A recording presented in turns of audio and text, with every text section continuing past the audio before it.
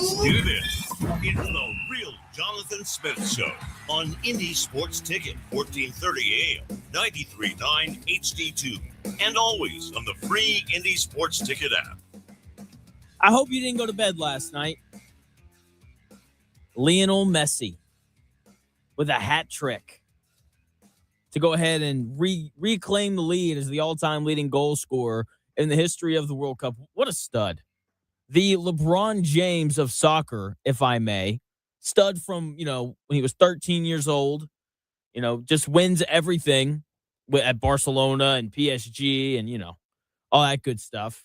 And then at 39 years old, still one of the best players in the world. Pretty incredible stuff. Welcome into the real Jonathan Smith Show here on Indy's Sports Ticket. Thank you for tuning in.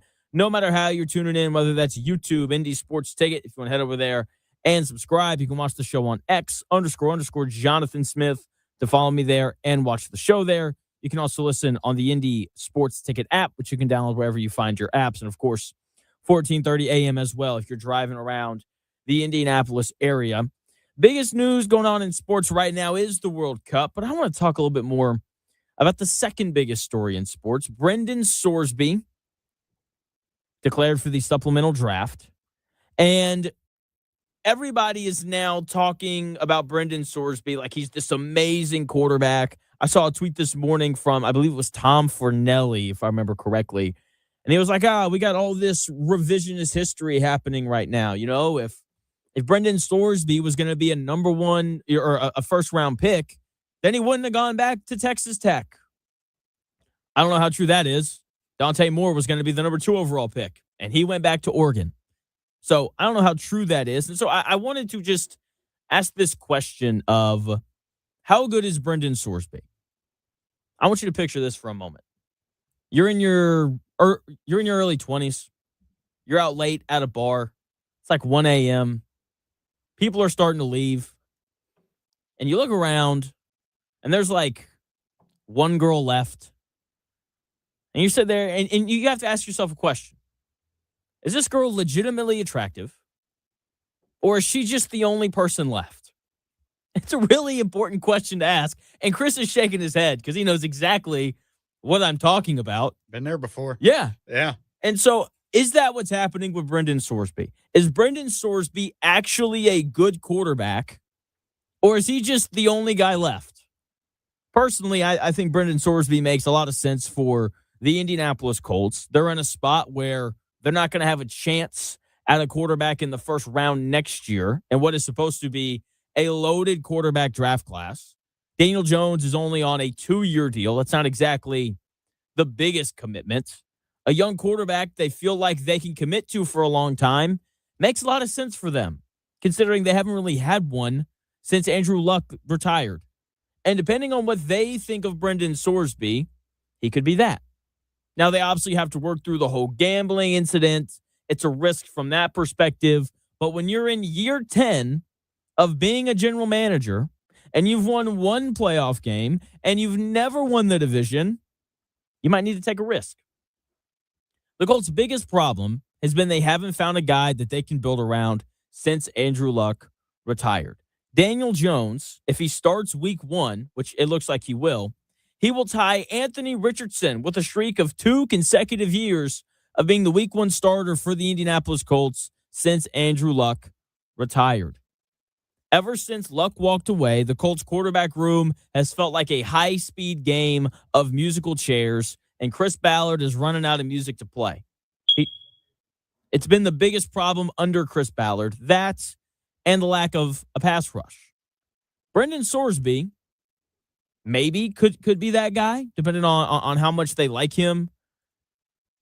And then beyond that, you have to think, was Brendan Sorsby actually good? Was he good at Cincinnati, or is he just available? That is where we're at right now with Brendan Sorsby. I think Brendan Sorsby is legitimately good and should be pursued by the Colts in the supplemental draft. He has NFL size at 6'3", 235 pounds. That's what a quarterback looks like. Tall and thick. He's both of those things, and he's athletic, and he's got a nice arm. He was the number one quarterback in the NCAA transfer portal for a reason. The Athletic had an article that came out a couple of months ago where they went around to different anonymous NFL and Big 12 coaches, general managers, and other sources on how good Brendan Sorsby is. And I've got some of the quotes from the article for you here.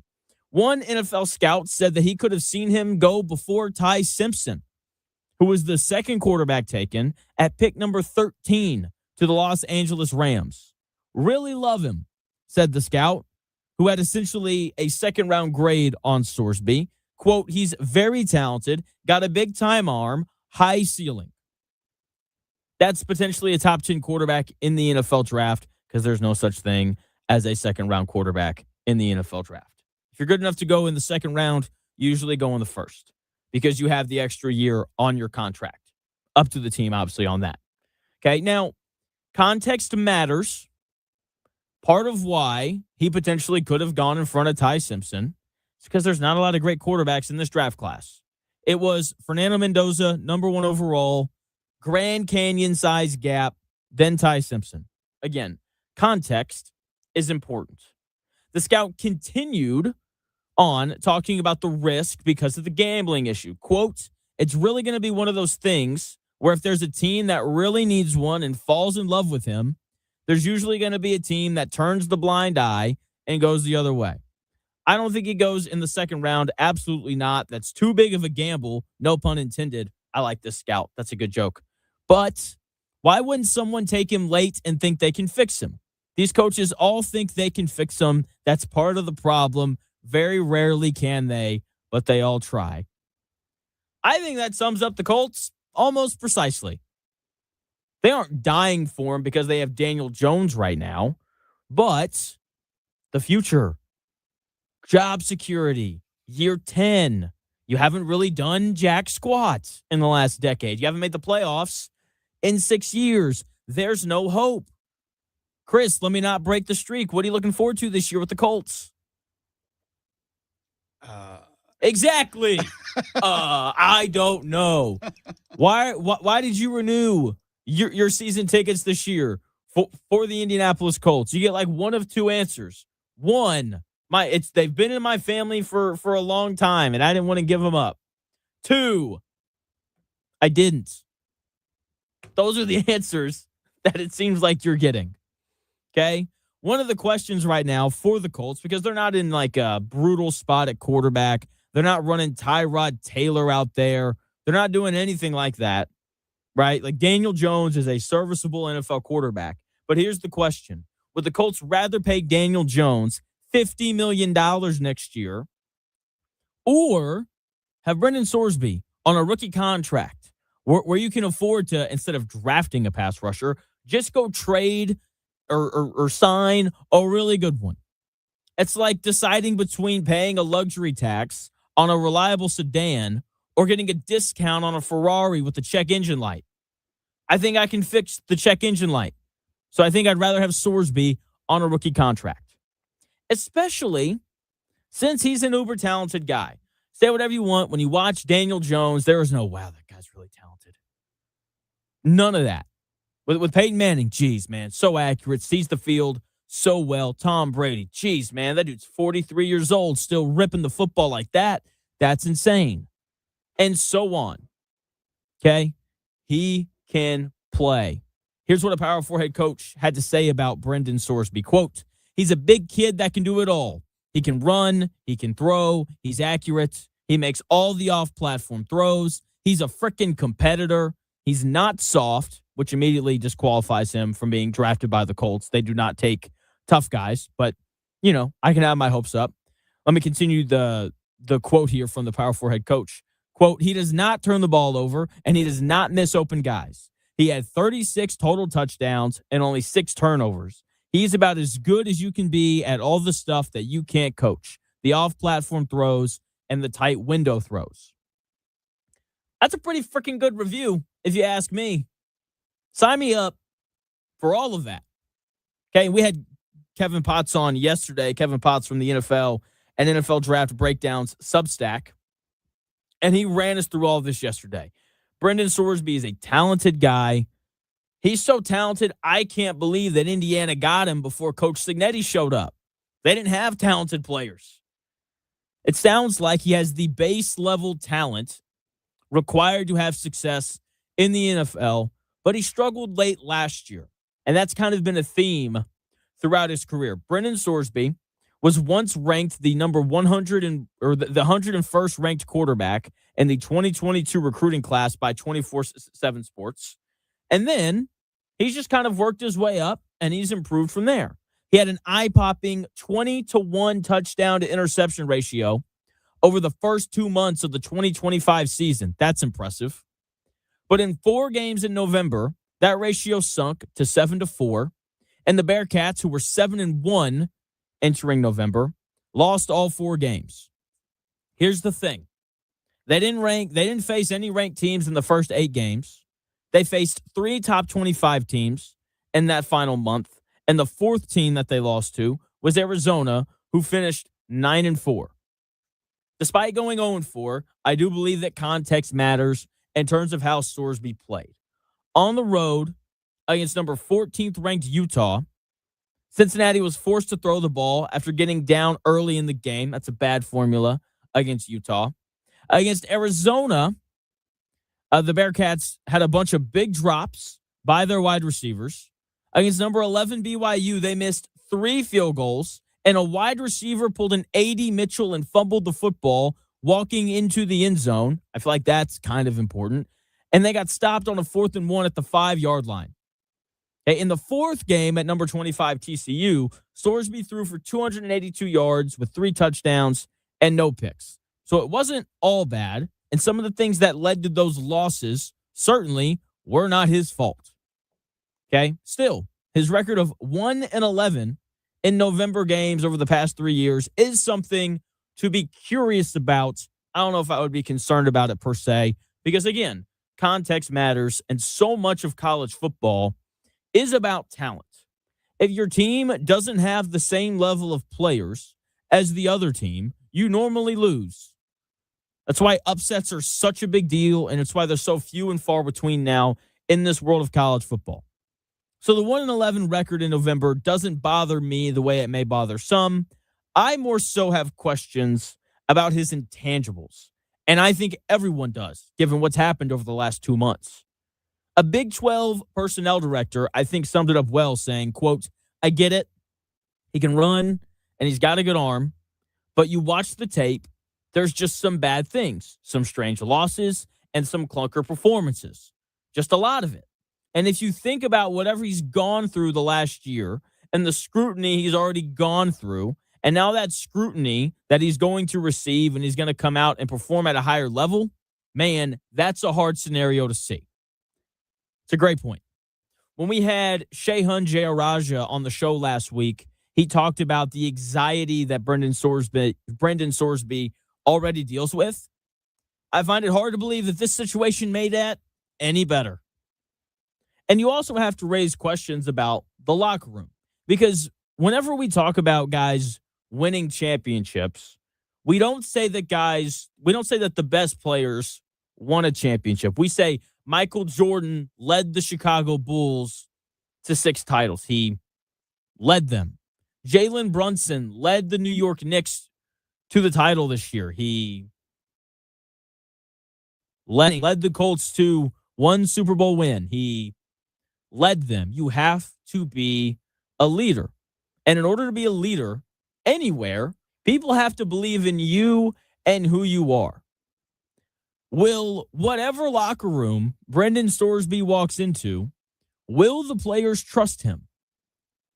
So much of being an NFL quarterback, so much of being the face of any franchise in any sport, being the face of a company, being a boss, so much of that has to do with having the belief of everyone in your locker room and of the people behind you.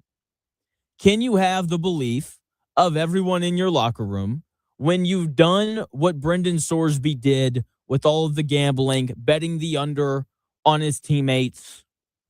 Those are the things that are going to scare teams away. And that is why I think only the more desperate teams are going to go after him. And the Colts are the perfect candidate for that. Here's something else that's really nice. He's going to sit behind Daniel Jones, at least this year, maybe for 2 years. And everyone will slowly forget what he did. And when he reemerges, he'll have a chance to change the story around him. I again present to you Tiger Woods after he got in trouble the first time. The car crash, the cheating on his wife.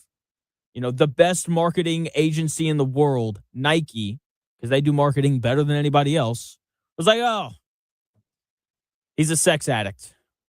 And so he goes away, rehabs for however long, and then people forget about him. And then he shows up, and everyone's like, oh, man, the Masters. So much better when Tiger Woods is around. That is what Brendan Sorsby needs more than anything else wherever he goes. He needs to enter the NFL Witness Protection Program for a year or two, very similar to Anthony Richardson. Like, the best thing for Anthony Richardson after the helmet tap is the fact that he didn't play. And people have slowly forgotten about it. We here in the city haven't, because we haven't really had much else to talk about with the Colts. But around the country, people don't remember it the same way that we do. So that's what Brendan Sorsby needs. He needs to enter the NFL Witness Protection Program for a year or two, allow the noise to die down, and just work. You heard the one quote earlier from one of the scouts questioning, some of the processing and those kinds of things. So hopefully he can, he can figure those things out. I think that as a player, he can absolutely play in the NFL. I think he has the talent to do it. The question is going to be if he can lead a team after everything he's done. Can he earn the trust of his teammates after everything he's done? I think he can, because I think that once you get a little bit older, you realize how stupid you were in your early 20s and that it can be forgiven. Chris, what's up, man? You make it sound inevitable that he's going to land on a team, and that's fine. But my question is, if he is the so-called last option or last single female in the room, and these teams really thoroughly think about it and they end up passing on him, then what happens to him? Does he just become an undrafted free agent? Undrafted free agent. Okay. And then someone can go get him from there. He's going to end up somewhere. Like on a practice squad or something? Yeah, at a minimum. Okay. I think a team is going to cough up a pick for him because these teams are desperate. That's part of it. And he's got potential. Sure. And I think another part of it is potential. I forgot what I was going to say. Gosh dang it. This happens sometimes. He's got potential. He's really talented. And like you heard, the quote from the one scout earlier where it's like everybody thinks that they can fix everybody. That's part of the problem. And good quarterbacks are so few and far between. And if you're a team right now, like the Colts, where not going to have a first-round pick next year, like, why not? If you're a team that you're going to be good, but you have, like, an older quarterback, say, like, Pittsburgh, you brought them up yesterday. I know that they drafted Drew Aller. I think Brendan Sorsby would have gone in front of Drew Aller. That's beside the point. Like, do they get involved? And so, like, if he was a wide receiver, I don't think people would care. I think people would pass because there are 1,000 good receivers. Sure. But quarterback's just different. Okay. I also think as well, like, if he had just come out and not even transferred, like he would have been a first-round pick. I really believe that. Like, if Ty Simpson's a first-round pick, that guy definitely is. We see him just flick his wrist and the ball flies out of it on the Pat McAfee show. By the way, 1:00, there's soccer on, so should probably flip on that at 1.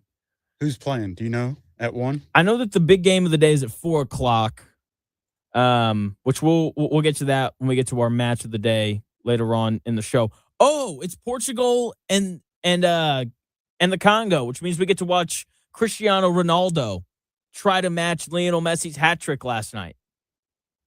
If you want to see a Russell Westbrook-like performance on the World Cup stage, let's lock in at 1:00.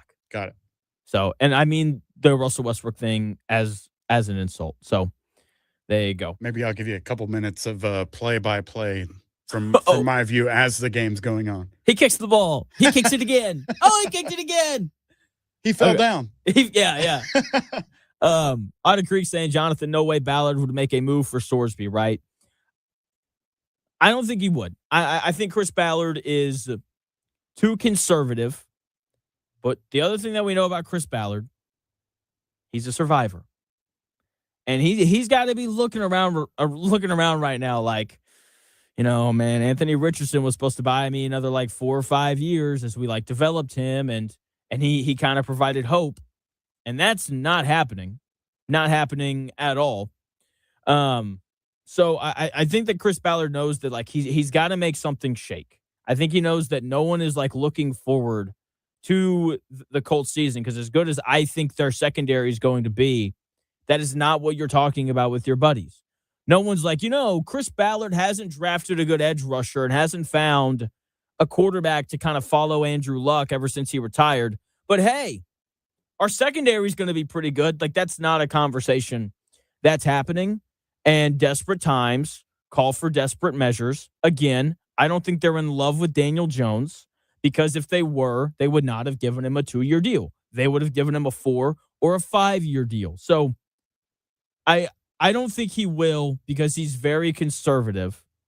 But when people get desperate, they do crazy things.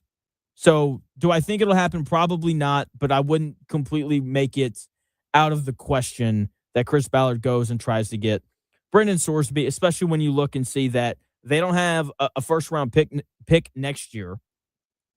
And because of that, they're going to miss out on all of these quarterbacks. And people are going to hang Chris Ballard for that. That's just a very simple reality of it. So we'll see what he ends up doing. I think they'll bid a pick. The question is just going to be if they bid high enough to be able to bring him here. We'll see. Friday, U.S. men's national team playing against Australia. We have spent decades watching the U.S. men's national team play the role of a scrappy underdog, praying for a 1-0 miracle and 10 heroic goalie saves. But Friday night, everything is different. Why this matchup against Australia is uncharted territory for the red, white, and blue in 3 minutes.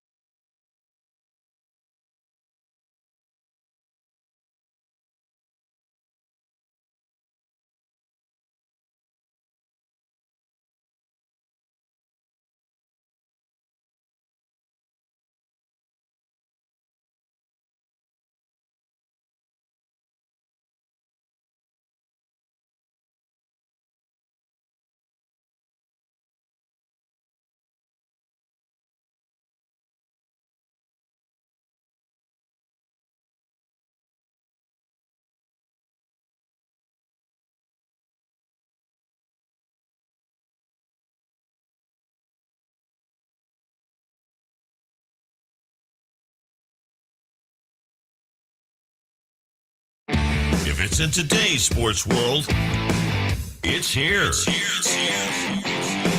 The real Jonathan Smith Show on Indy Sports Ticket 1430 AM, 93.9 HD2, and always on the free Indy Sports Ticket app. The World Cup continues on today. Brendan Sorsby is planning a pro day on July 10th at a high school, at Carroll High School in Southlake, Texas. So the supplemental draft becoming a thing again. I couldn't tell you the last player taken in the supplemental draft, which is okay. I don't think that it really matters that much. Welcome into the real Jonathan Smith Show here on Indy's Sports Ticket. Thanks for tuning in. No matter how you're tuning in, whether that's YouTube, Indy Sports Ticket, if you want to head over there and subscribe. You can also watch on X. You can listen on the Indy Sports Ticket app or 1430 a.m. So Friday, it's a big day. The U.S. men's national team has a chance to win their group at the World Cup with a game to spare if they beat Australia on Friday. For the first time in a long time, the U.S. men's national team has grabbed the attention of everyone in the country. Part of that has to do with the World Cup being here, but everybody saw what they did against Paraguay. And I think people are excited about it now, and there's an opportunity for them on Friday to hold our attention going forward. Okay, they've looked as good as anybody through all of the games that have been played so far. The U.S. men's national team is our subject today for Over the Hump Day on a beautiful Wednesday. Uh-oh, guess what day it is? Guess what day it is? Huh? Anybody? Julie, hey, guess what day it is? Oh, come on, I know you can hear me. Mike. What day is it, Mike? Leslie, guess what today is? It's Hump Day. Woo-hoo! Hump Day!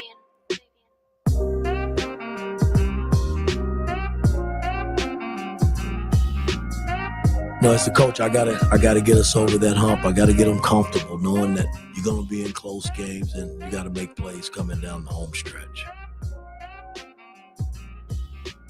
I mean, in the tournament, we were right there. I just didn't get them over the hump, man. And that's something that I live with every day of my life. Because I truly believe that was the team to really make some noise and get to the finals, and I just couldn't get them over the hump.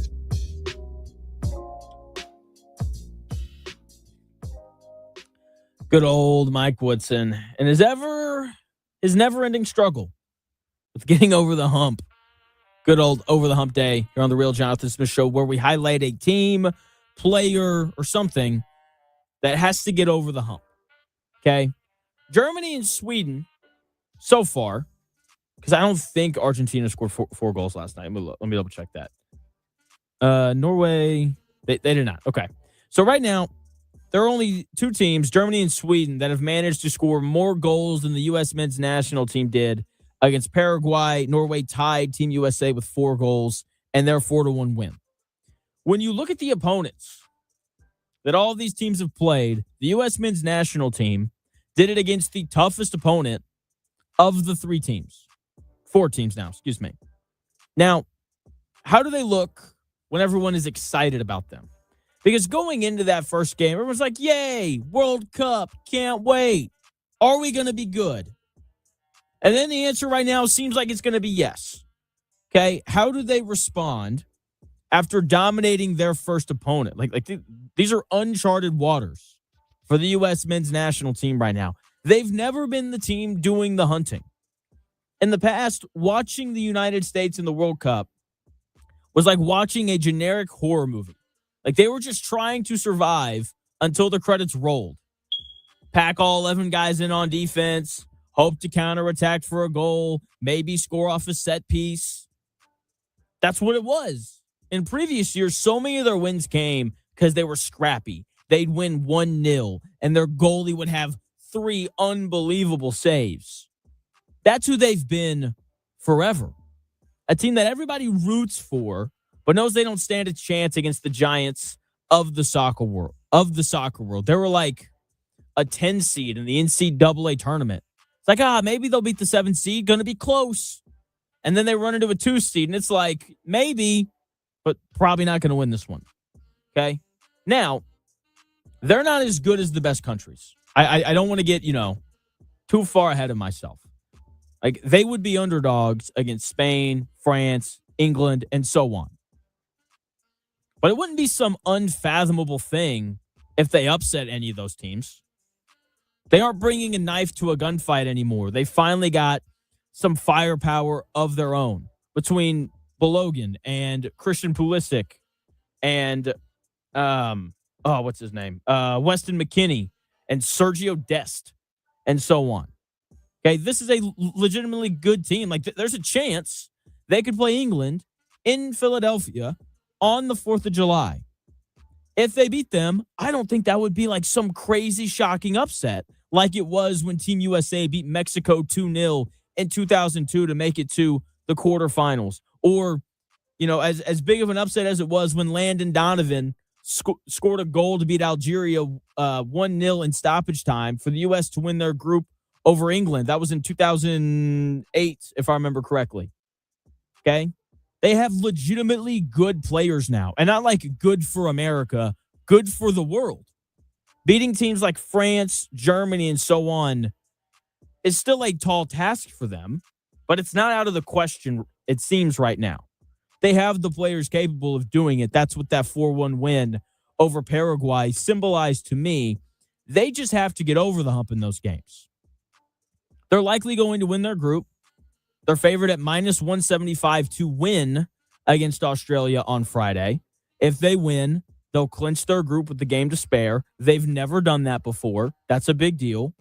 And in order to do that, they have to avoid buying into themselves too much. There are certain things in sports that are universal. One of those things is arrogance and buying into your own BS. You see it from athletes all over the world. Wemby from France, we just saw him do this and all of his press conferences throughout the playoffs. And this is where having a manager like Pochettino is a really nice thing. I don't think he's going to allow that to happen.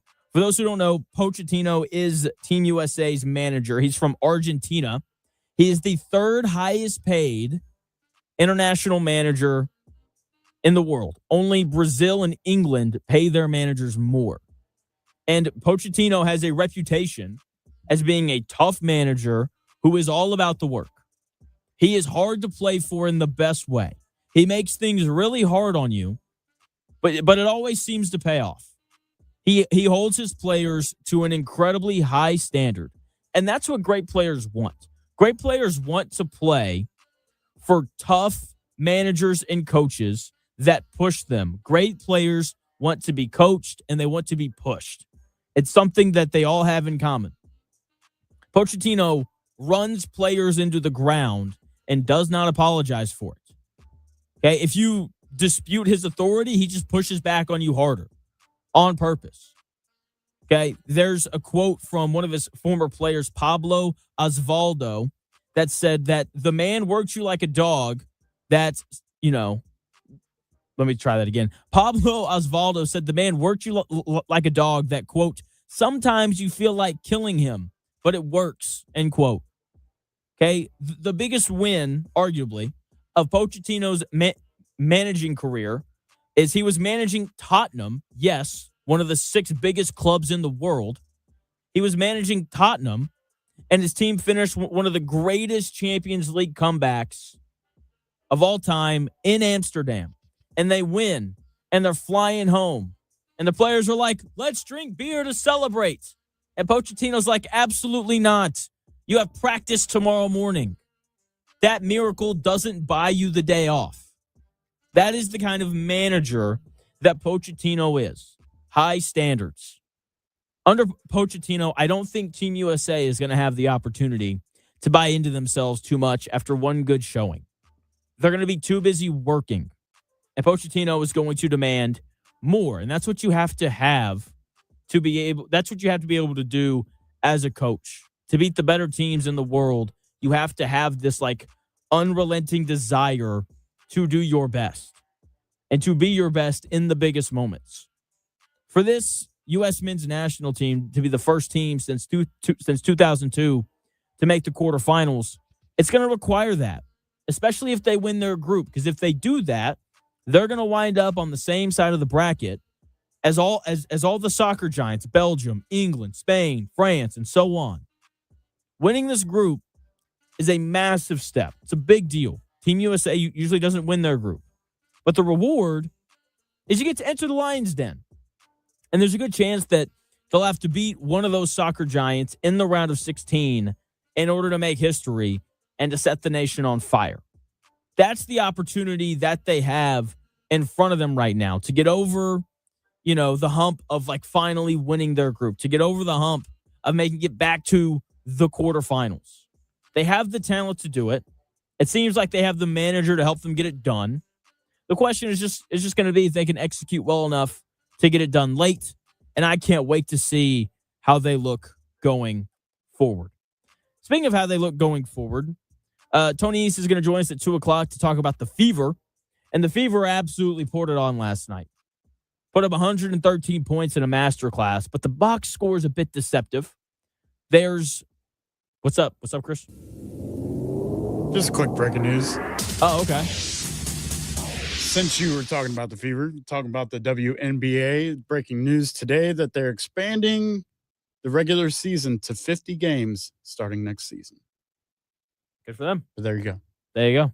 Just even more games for Caitlin Clark to sell out. Good. Great news. Good for them. Yeah, great. So yeah, that's happening. That's cool.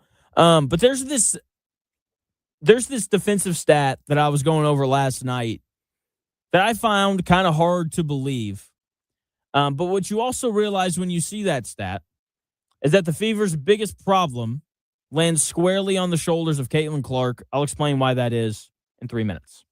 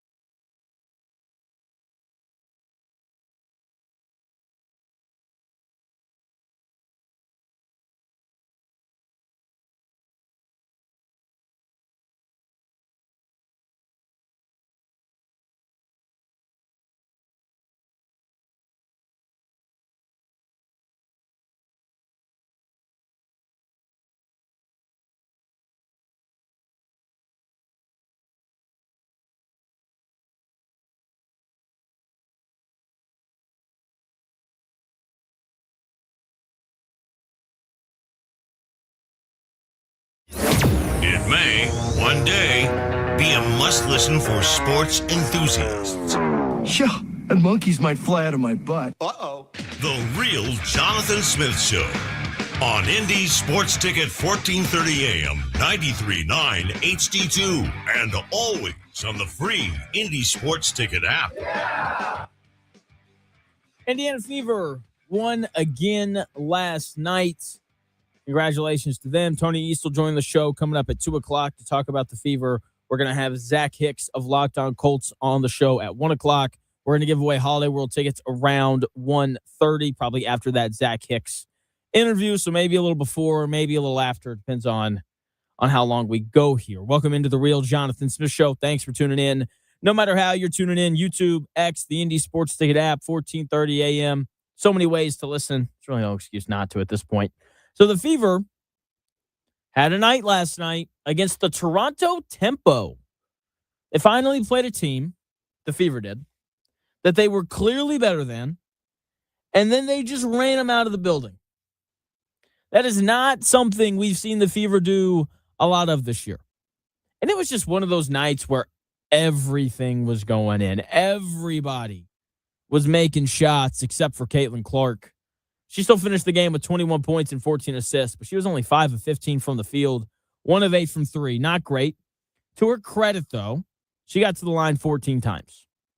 Knocked down 10 foul shots. I love that. When you don't have it going, get to the foul line, go to the rim, don't chuck 30-footers.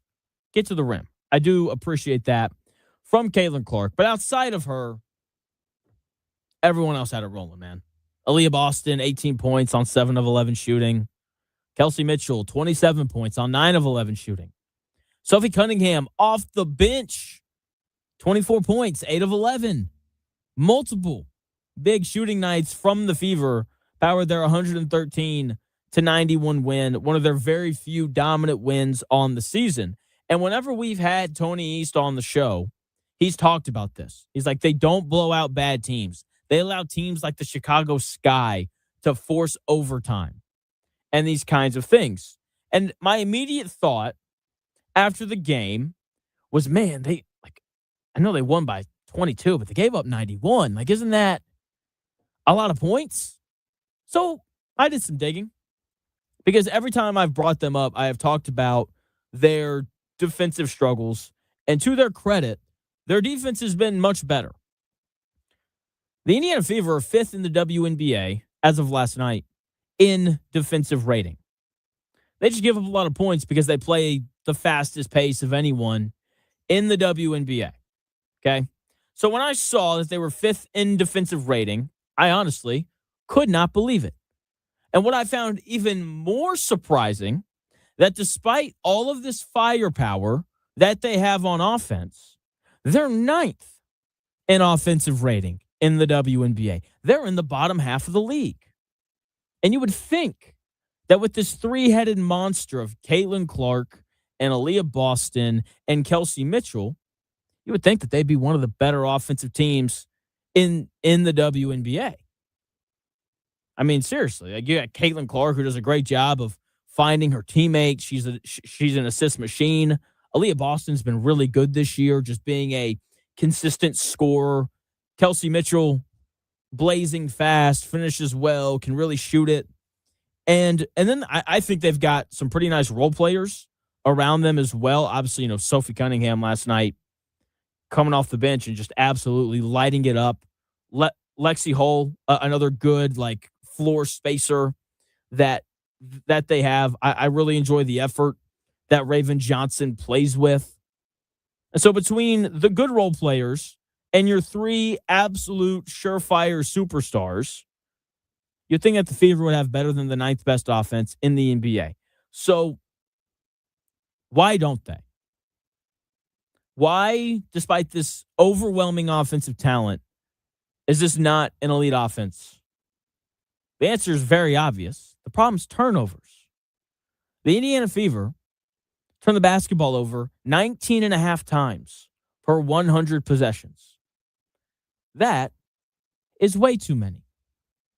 If the Fever want to compete with the best teams in the WNBA, They can't give up 1/5 of their possessions. That's too much to overcome against the better teams. When you're just giving away 15 possessions a game to a team that's better than you or just as good as you are, good luck. No matter how talented you are, that's hard to overcome. You know why the Indiana Fever have struggled to really crush the lesser teams in the WNBA? Because they give away 1/5 of their possessions. I mean, seriously, let's go. You have to look at the point guard when turnovers are this big of an issue. And Caitlin Clark's biggest problem is the turnovers. It's like with Jonathan. She had 14 assists last night. Yeah, she also had 6 turnovers. Her assist to turnover ratio is 1.7. That's not good. It should at a minimum be 2. Minimum. The Indiana Fever averaged 15 turnovers per game this year. That's a lot in a 40-minute game. If Purdue turned the basketball over 15 times per game, they would not have made an Elite Eight run this year. And a third of those turnovers come from Caitlin Clark. She's the only player on her team who averages over 3 turnovers a game. Everyone else is under 3. She's at 5. She has to be better. Between the 30-footers that never go in and the 5 turnovers per game, she's costing her team valuable possessions. Right now, those deep 30-footers feel like buying a lottery ticket. Fun when it hits, but it's usually just a waste of money. She has to improve her turnover issue for the Fever to ascend to the top of the league. Because that's what's going to happen. Because when you turn the basketball over, you make it even harder to play defense. And guess what? The Indiana Fever are pretty good at playing defense. 5th best in the WNBA when you go by defensive rating. This team can guard. Imagine if they didn't give up so many transition baskets off of turnovers. This team can really score. They can really score. Imagine if those turnovers went down from 15 to 9. Imagine if you gave Caitlin Clark, Kelsey Mitchell, and Aaliyah Boston and the rest of this Fever team an extra 6 shots a game. Then your offense is going to be better. It's going to be just because you're getting more looks at the basket. The turnovers are the biggest thing standing in the Fever's way of ascending to the top of the league. Because right now, when you look at the standings, they are 7th. They're 9-5, 2 games back of the first place Minnesota Lynx, who are 7-3, followed by the Las Vegas Aces at 10-4, and the New York Liberty, who are at 10-4. Okay, and then there's 3 teams at 9-5, and the Atlanta Dream, led by Angel Reese, are sitting at 9-4. Okay, turnovers. That is the biggest thing for them. If they can get that figured out, then watch out. This Fever team could be good enough to maybe win the WNBA Finals. I don't think that that's some far-fetched thing to say. Okay? Stop turning the basketball over, and you'll be good to go. Simple as that. Okay? Now, let's get to a little bit of a lighter note here. The World Cup's going on. First match of the day, Portugal and versus the Congo, starting here in about 9 minutes. Can't wait. Going to be a blast. But the match of the day has to be England versus Croatia. These are 2 of the titans in the soccer world. England, obviously, very well known as a soccer nation. You know, you've got the Premier League and all those things. And then you've got Croatia, who, when you hear Croatia, you're like, oh, you mean that country that only has 4 million people in it? Yeah, that one. That's the same country that lost in the World Cup final to France in 2018 and finished 3rd 4 years ago in 2022. England versus Croatia. It's the match of the day, and I can't wait. It's at 4 o'clock. I'm Chris. I know that you're not a soccer guy. I have a dumb question too, but Yeah. Go ahead. I know you're not a soccer guy. 4 o'clock today. If you have the opening, watch that game. It'll be actually. It's going to be a very defensive game. So maybe don't watch that one. But like if you want to see good soccer, like a lot of really good players, I would recommend that match. Even if you can't watch the whole thing, like find like a 10-minute highlight after the game on YouTube and watch it because I think it's going to be an outstanding match. England is a -140 favorite, so these teams are pretty evenly matched. This could be the best match of the group stage. We'll see. But England playing at a really high level right now. They outscored their opponents 22-0 in their 8 World Cup qualifying matches. That's pretty darn impressive. Harry Kane, probably the best player in this game, one of the better forwards in the world. So I like them to win. Croatia is an older team that's got a lot of experience in the World Cup, obviously, but soccer's a young man's game. Croatia's golden generation is kind of on the back nine of their careers. So I think trying to stop England's depth with an aging roster when Croatia doesn't have a ton of depth of their own, it's like trying to hold back a flood with a screen door. Just eventually you're just going to be screwed. So I don't think Croatia has the legs to match England over the 90 minutes, but I do think that that's going to be a really fun game, but I will take England to win. Chris, what is your potentially dumb question? So that one that you're just talking about is at 4:00.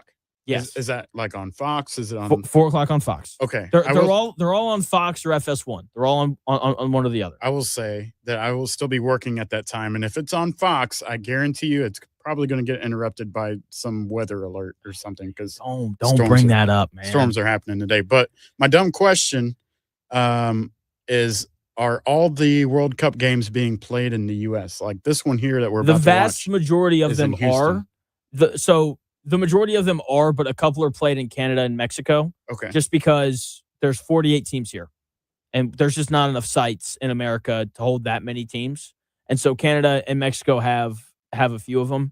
But like once we get past the group stage, they should all be held here in America. Yeah. All right. Is there any reason behind that? Like they should all be held in the U.S. or is it just kind of It's like convenient? the Super Bowl. Okay. It's like the Super Bowl. It'll be it's in the United States this year. 4 years from now, it'll be probably somewhere in Europe because the last time through it was in Qatar, and so it just it rotates. I so see. We haven't Okay. hosted since '94. Hey, so see what I mean? They're finding hotties in the audience already. Okay. Let's go. All right, there you go. All right, yeah. So there is your World Cup match of the day. Don't have enough time to get to Chris's point of view, but don't worry, we will get to Chris's point of view on the World Cup later on in the show, hopefully around 1:40. That's kind of what I'm thinking because we got Zach Hicks coming up at 1 o'clock. We'll give away Holiday World tickets after that. But first, Chris has your sports update. Thanks, Jonathan. Here's a few stories that are trending this hour. The Pacers are reportedly fishing for a second-round pick in next week's draft and actively exploring trade packages that could include players like Jarris Walker and Ben Shepherd. The Pacers currently hold 0 picks in the draft right now. The Indiana Fever set a franchise record for scoring in regulation with a 113-91 blowout over the Toronto Tempo last night.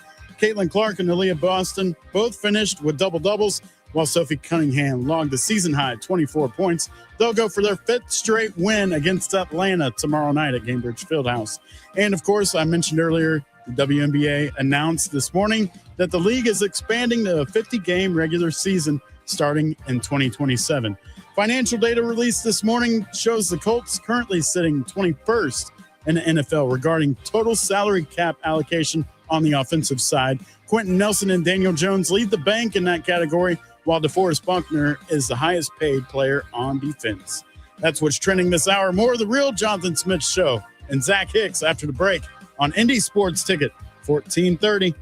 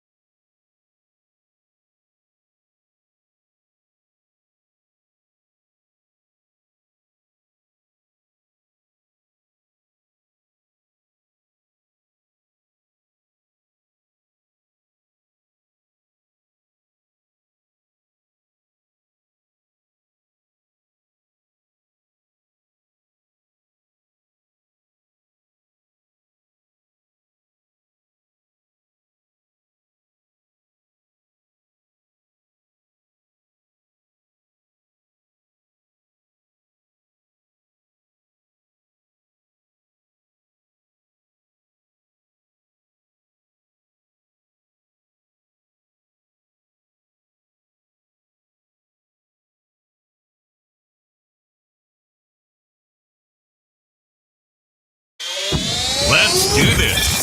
It's the Real Jonathan Smith Show on Indy Sports Ticket, 1430 AM, 93.9 HD2, and always on the free Indy Sports Ticket app. The World Cup today, kicking off right now, Portugal and Congo. So we're going to bring in Zach Hicks. Zach, I apologize in advance if you say something and I miss it. I don't know about you. I love the World Cup. It's one of my favorite things. Where are you at on the World Cup?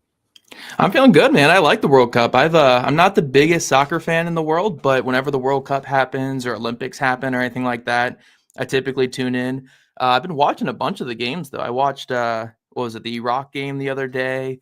I watched Messi last night. Yeah, Messi last night. I saw that. I did tune into that one, though, after he got his hat trick, unfortunately. So I watched like the last push at the end of it, but obviously I saw the highlights. Incredible stuff. And I've really enjoyed watching it. You know, as a very casual soccer fan like myself, I think it's a very easy way for someone to get into the sport. I think the games are, even if they're not competitive on some of them, they're enjoyable to watch, and there's constant action. I like the way that they're handling it so far, and I've become a big fan of this current World Cup for sure. I really enjoy it as well. It has become my I don't want to call it guilty pleasure sport, but like whenever I watch the Colts, I'm thinking with the show in mind. When I watch the Pacers, I'm thinking with the show in mind. But like I can watch Liverpool and Chelsea on a Saturday morning and just be like an obnoxious fan that doesn't understand enough to really have an opinion, but still have one, you know? That's me with hockey. Hockey's my sport for that. I'm a huge hockey fan because my team has been good, the Capitals, with that. So they've been good before. So that's how I watch hockey, right? I'll get into all the Stanley Cup games and all that stuff and be like, oh my gosh, like, why aren't they doing this? And then somebody online will give me the analytics that are the reason why they didn't do that. I'm like, oh, okay. I mean, I guess he's good or whatever, but it's fine. It's cool.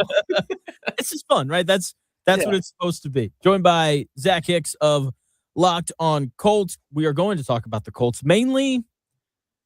Zach, I would love it if they went and got Brendan Sorsby. No. Okay.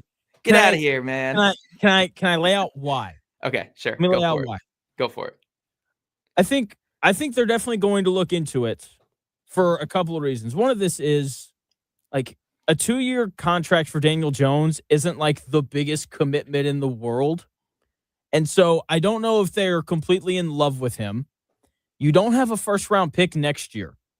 And that's what we thought like the window of opportunity might be for the Colts to kind of grab their next like long-term potential franchise quarterback.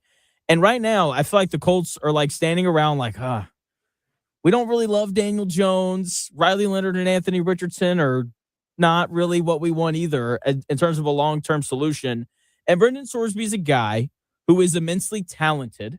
I think you would agree with that. 6'3", 235, moves well, got a nice arm. And I do think that there is obviously the thing about it, why I don't think it'll happen, is Chris Ballard is a very big character guy. I don't think he wants a guy who gambled against players on his team in the past. So I don't think it'll happen. But I do think that when you're a general manager who's been somewhere for 10 years and you've won one playoff game and people aren't exactly like looking forward to watching your football team the next year, I do think when times like this get desperate, teams may do things a little out of character. What do you think? I don't disagree with the way that you're approaching the quarterback situation or the state of the franchise, any of that. My whole pushback on this comes down to the guy we're talking about here. A quarterback who, let's be honest here, I know we're in the era of NIL, so we do see some more guys go back than what we have in the past. But if you're a projected first-round pick, like we have every insider reporting right now, right? Because Sorsby has some great agents and lawyers. I'm telling you that right now. Oh, yeah. So, you have to get eligible for what he did. Right. So every insider's like, oh, some teams had him as a first-round pick. Other teams had him as the second quarterback in the draft. Some teams had him as the first quarterback in the draft. None of that's even remotely true, or he would have been in this past draft, right? There's no way possible that's the case, because as we've seen in the NFL, if you're a first-round pick quarterback and you just know how to smile and be nice to people, you can parlay that into a 20-year NFL career. Look at Mitch Trubisky. He's on pace to play until he's 40s because he just knows how to become buddies with everybody. But yeah, it's just, this is not the guy that I would target at all. It's just, on film, he's very incomplete, very ebbs and flows in his game. Big arm, athletic player. The passing is just not there right now, and that's why he needed to stay at the college level to go to Texas Tech and hopefully show that he can be an NFL caliber quarterback. So when you're banking on a guy who's very raw and not really put together yet, and you need things to come together with him mentally and physically, you're not going to bet on this type of character though, right? Like, Yeah. you need like I always say Jalen Hurts is the big example, right? Or even a Josh Allen, right? Where it's the guys who coming out of college were not fully there as prospects, right? They still had a long way to go, but you need them to be psychotic in a football way, right? Where Jalen Hurts is football 24/7, like all the time he is in football. Josh Allen every offseason is working with biokinetics coaches or whatever to like use like that ghost technology on his arms, the Xbox Kinect technology on his arms to see that everything is working correctly and doing what it needs to be done.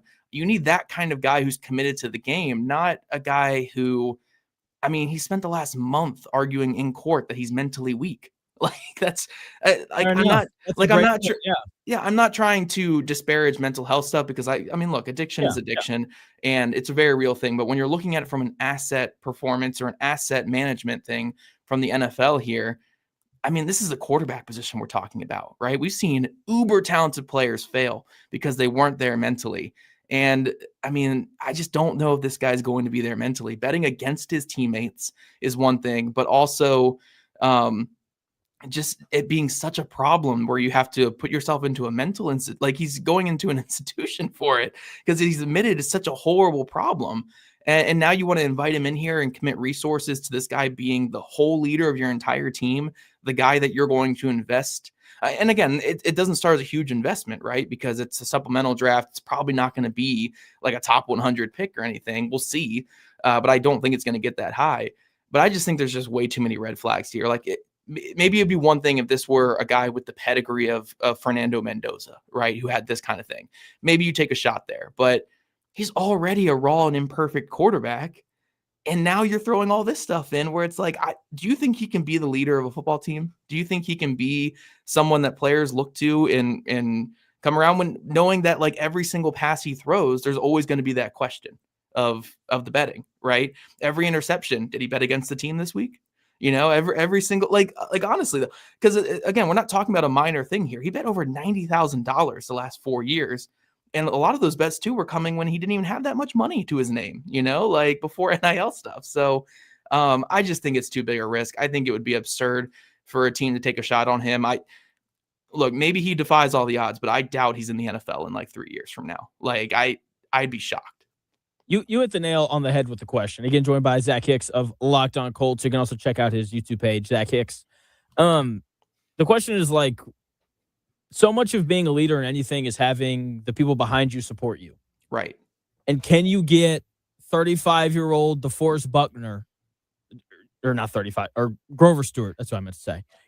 He's not 35. He's like 32. He will be by the time Sorsby is like a potential starter. Yeah. So that for your example, I think it works. Can you get these can you get these 8-year NFL veterans to buy into you as a quarterback? And I mean, to be fair, he got all of Texas Tech to buy into him. Like, they were like, we want him to stay. Yeah. Sorry, they mutually parted ways when Texas Tech released a 20-minute video defending their actions and saying, we're going to sue anybody who doesn't want to play against us or whatever, and then mutually parted ways. Oh, sure. I'm sure it was mutual Texas Tech.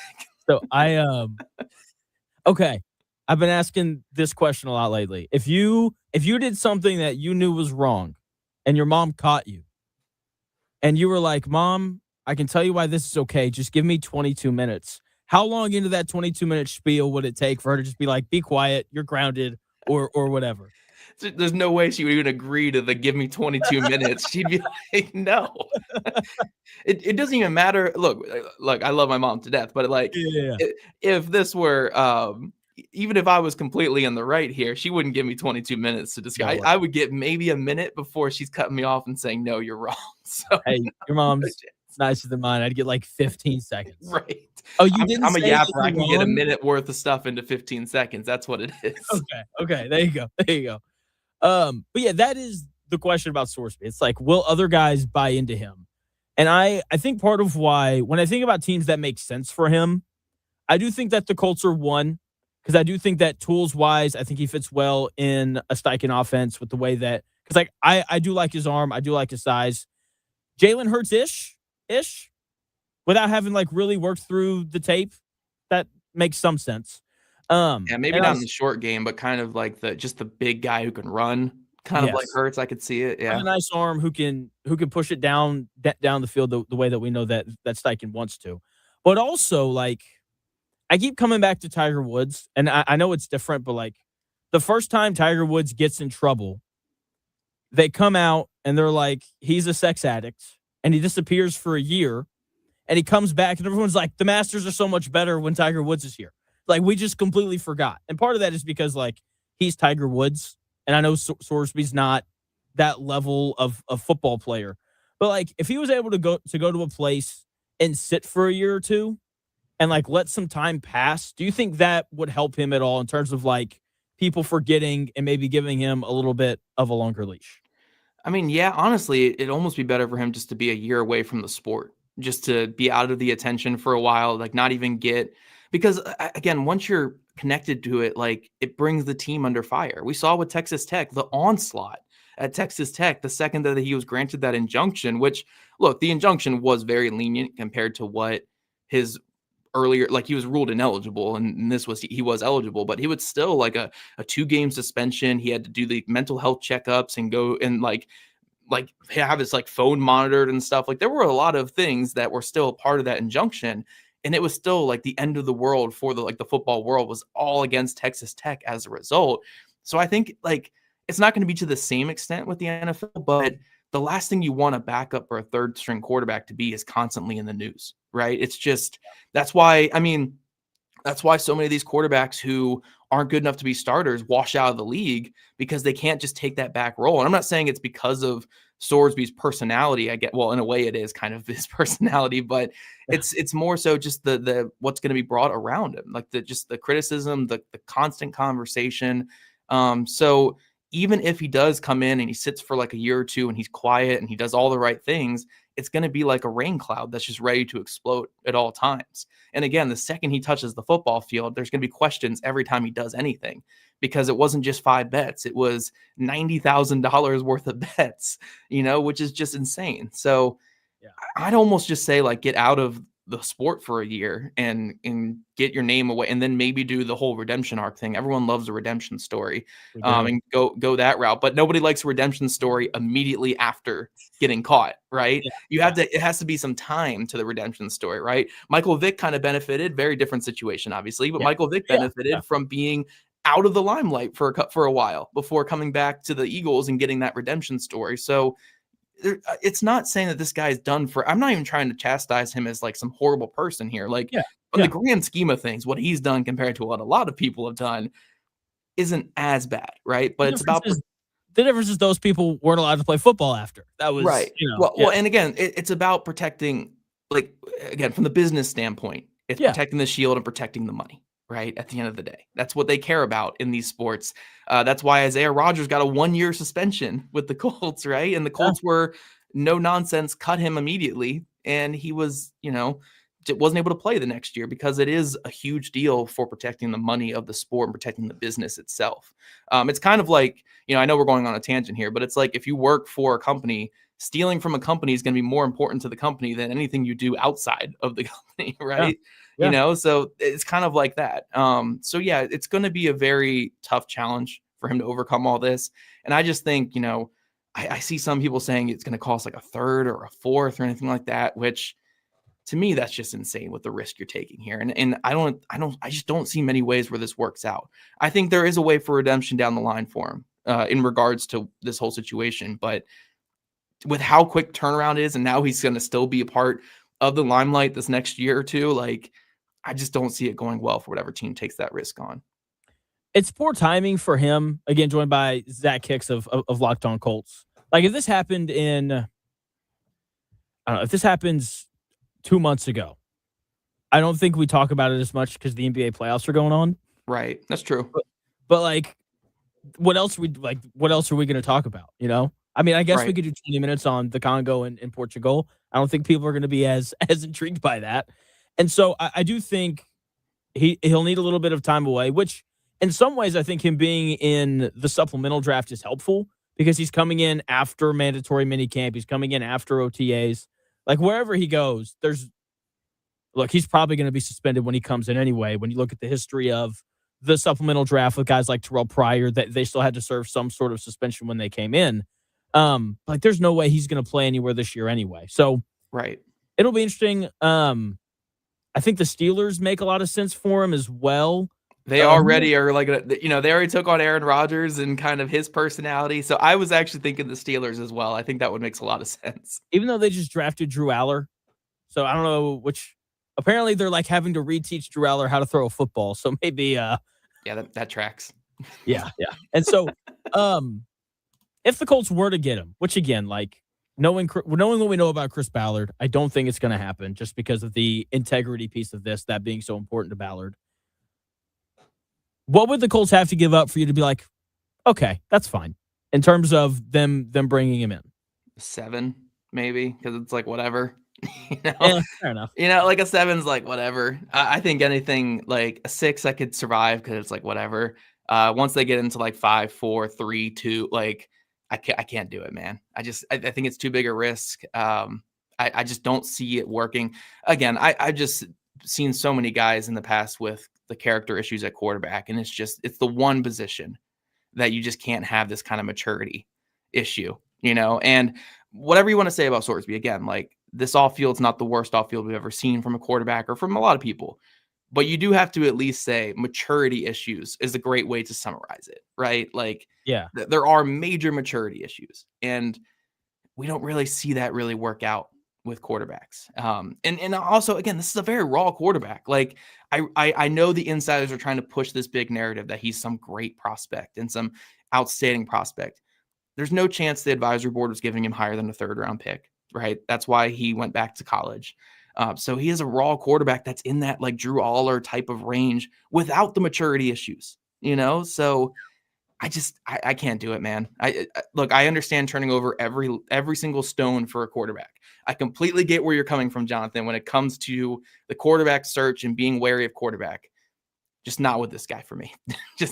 I just think it's a lost cause. Would you like him more or less if when he came back, he scored his first touchdown and he did the Manziel?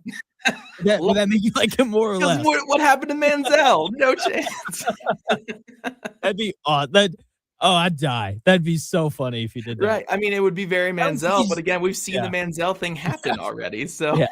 I also don't think he's that kind of a personality. I think nobody's that kind of personality. There's one Johnny Manziel in history, and Johnny Manziel, when he talks back about his time in the NFL, never regrets any of it. He's just like, yeah, that's how it is. I didn't study film. I showed up to practice late.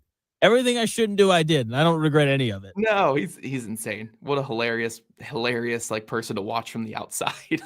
Seriously. I love the John Mateer quote from last year where he's like, unlike Johnny Manziel, I will be going to church tomorrow, which is just the funniest thing. These guys growing up with social media are just getting so much better with their comedy. I will say. Absolutely. So let's get back to the Colts a little bit here.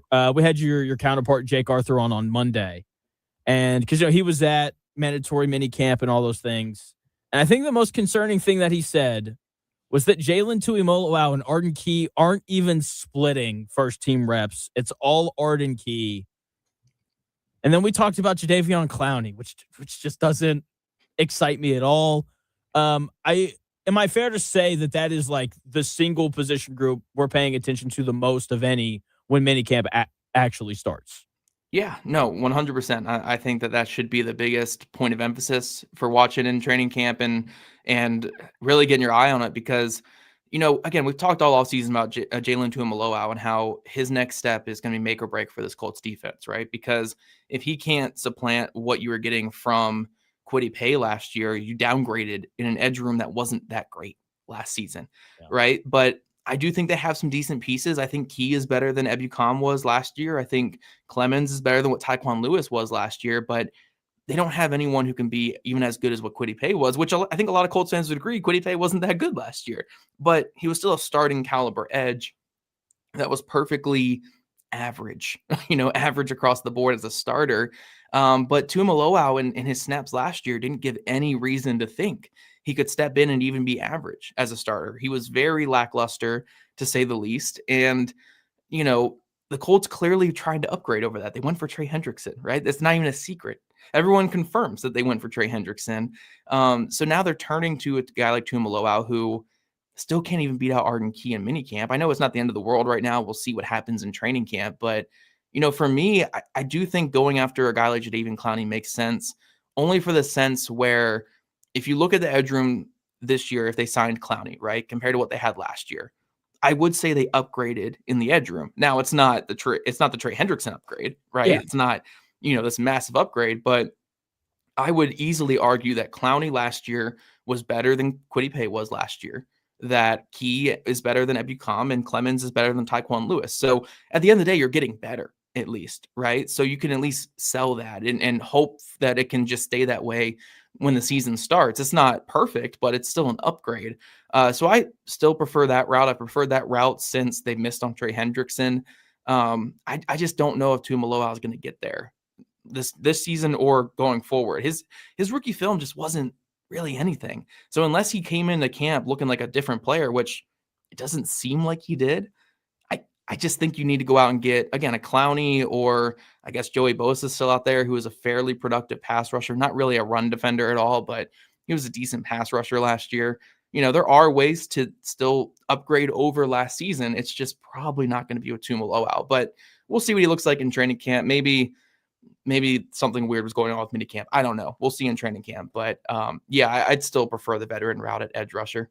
Jake made an interesting point with Tuimoloau, talking about how his style of play just doesn't look great in shorts. More of a power guy, right? So maybe it shifts a little bit once the pads actually get put on. So I'm interested to see what's going to happen, just because obviously that is the thing for the Colts, where it's I really like the back seven of the defense. AJ Halsey's the new Justin Wally. We're just going to rave about him all off season long. Justin Wally reportedly looks good. CJ Allen is getting the hang of things quickly. Jake said they may not be able to keep Bryce Betcher off the field. He looks so good. And so it's is all of this going to line up perfectly, but then the front four is just going to ruin it all, Yeah, I could totally see it, especially because they're weak with one tech depth as well behind Grover Stewart, and Grover Stewart's not young at this point. So what happens if something were to happen to Grover Stewart? We don't even know what we're going to get out of DeForest Buckner this year, right? He's probably not going to practice in training camp. And we'll see if he's able to go week one because of that neck injury. And now I do like the depth behind DeForest Buckner with Wooden and Adetomiwa. I think they're good players. So I'm not terribly concerned there. But again, when we're talking about the pass rush up front, if Buckner's not able to go early in the season, or he's just a shell of himself, your second best pass rusher is Adetomiwa Adebawore, whose career high of sacks was last year with 5 or 4? Yeah, 4 last year. 4. Yeah. And that's your second best pass rusher. I mean, I guess Arden Key would be in that conversation too. Yeah. But those guys are rotational guys, right? They're fine rotational guys, but come on. So yeah, it's very concerning. I'm with you. This defense could sink because of that front four. And just their miss on Trey Hendrickson and relying on, I guess just not pivoting after missing on Trey Hendrickson, which I think was a big mistake. Joined again by Zach Hicks of Locked On Colts, talking about the pass rush. So one of the things with DeForest Buckner, you mentioned his neck. I can't remember if I read this or if it's just a figment of my imagination. But as guys like Chris Jones have gotten older, we've seen them rush off the edge.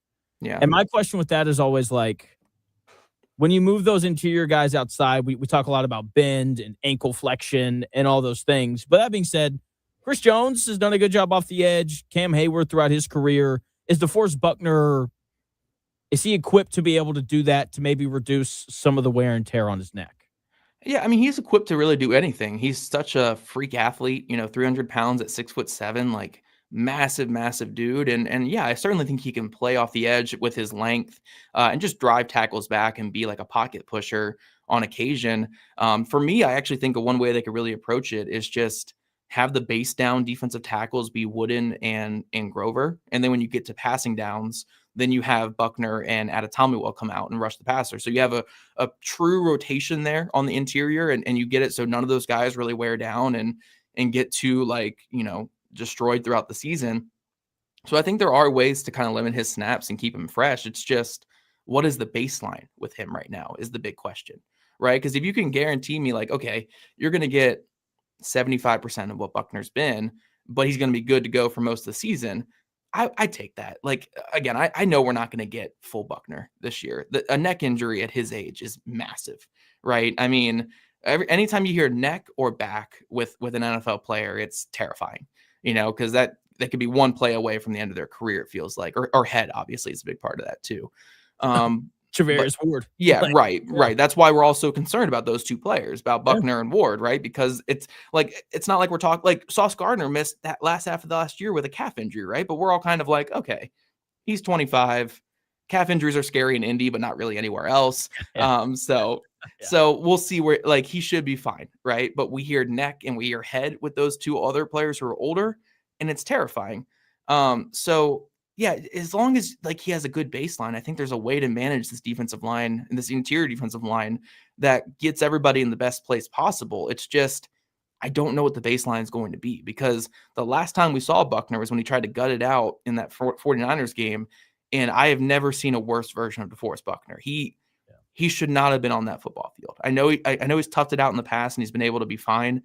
He should not have touched that field against 49ers, because he was Taven Bryan level bad in that game. Taven Bryan. Oh no. I know he was nose tackle Taven Bryan level bad in that game. So it's just, I really hope he can give us something this year. It's just, I'm so skeptical, because we just don't have any reason to believe that we have a good baseline with him right now. And the fact that they went and got Colby Wooden tells you, at least for the future, right? Yeah. That this is probably his last year with the Colts. But yeah, I completely agree with you. Yeah. Look, teams, when they talk, they tell you that they love everybody. They tell you what they think by what they do. And, say whatever you want about Chris Ballard. I think the areas he's done well is offensive line, and the interior of the defensive line has always been good under him. And so him making that move is okay, probably Buckner's last year. We'll see what he looks like. But what all is coming out on Locked On Colts? What are you working on the YouTube page? How's all that going right now? Yeah, I mean, Locked On Colts, we're going to start some positional previews, just going position by position. It's a dead time of the year. We have 6 weeks off here from football. So just going through each position, giving a breakdown and giving, analysis on where we should go with it. And then when it comes to the YouTube page, just kind of looking more at Shane Steichen's stuff. I know he's not the most favorite among Colts fans right now, but I think he does some great stuff on offense, Shane Steichen. So I'll probably have a video coming out later this week on how he uses Josh Downs, and I'm sure that'll be a fun one to go through. Sounds good. Zach, thank you so much for your time, man. I always appreciate it. Cool. Thanks for having me, buddy. You got it. That is Zach Hicks. Check him out on Locked On Colts. Check out his YouTube page as well if you'd like to become a little bit more of a football nerd. Holiday World tickets, we are giving them away when we come back from break here in 3 minutes.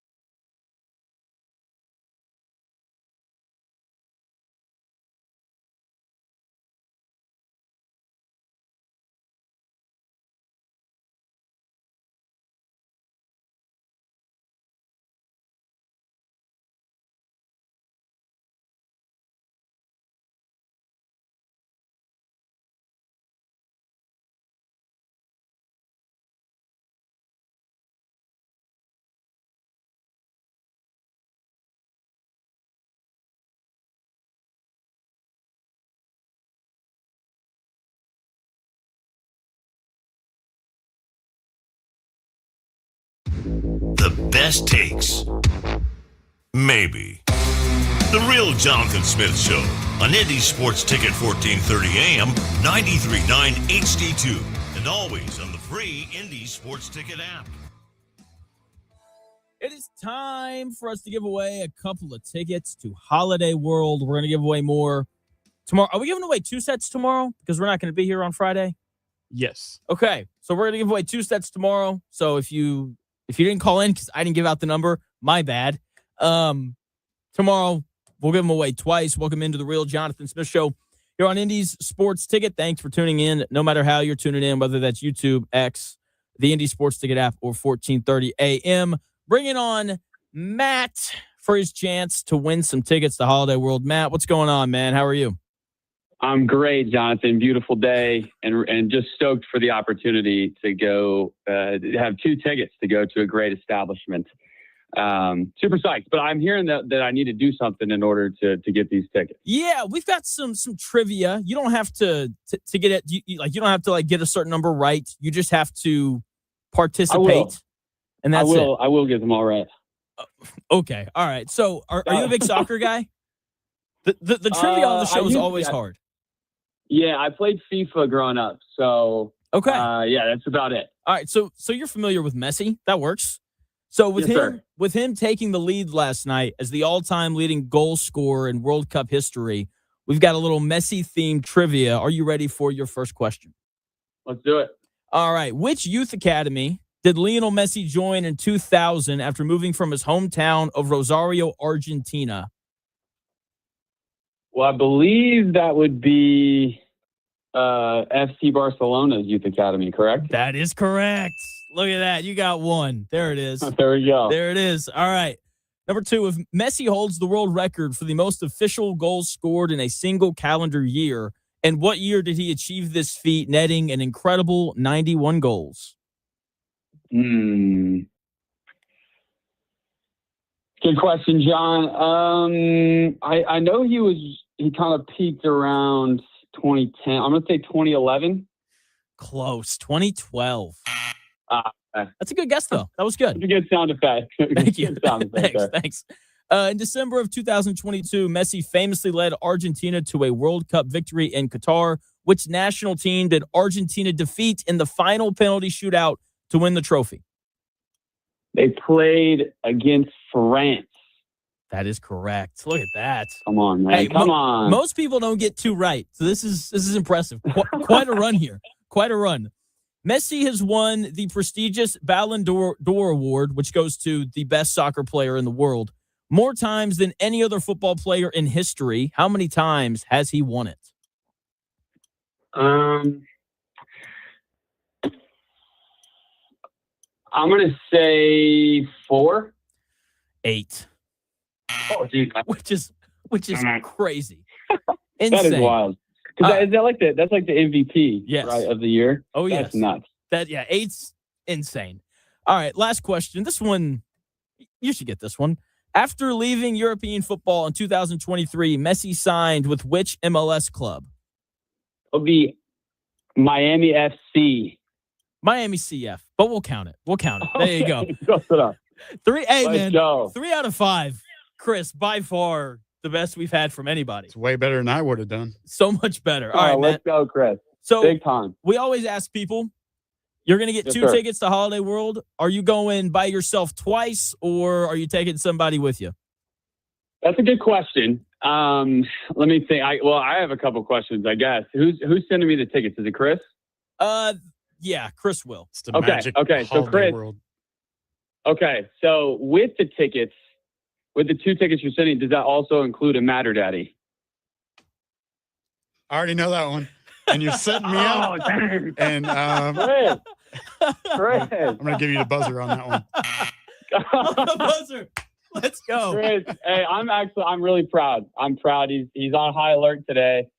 And I've got more that I would throw at you, Chris, but just out of courtesy of Matt, on a serious note, when you go down to Santa Claus, there's a restaurant down there called Room 40. You got to go.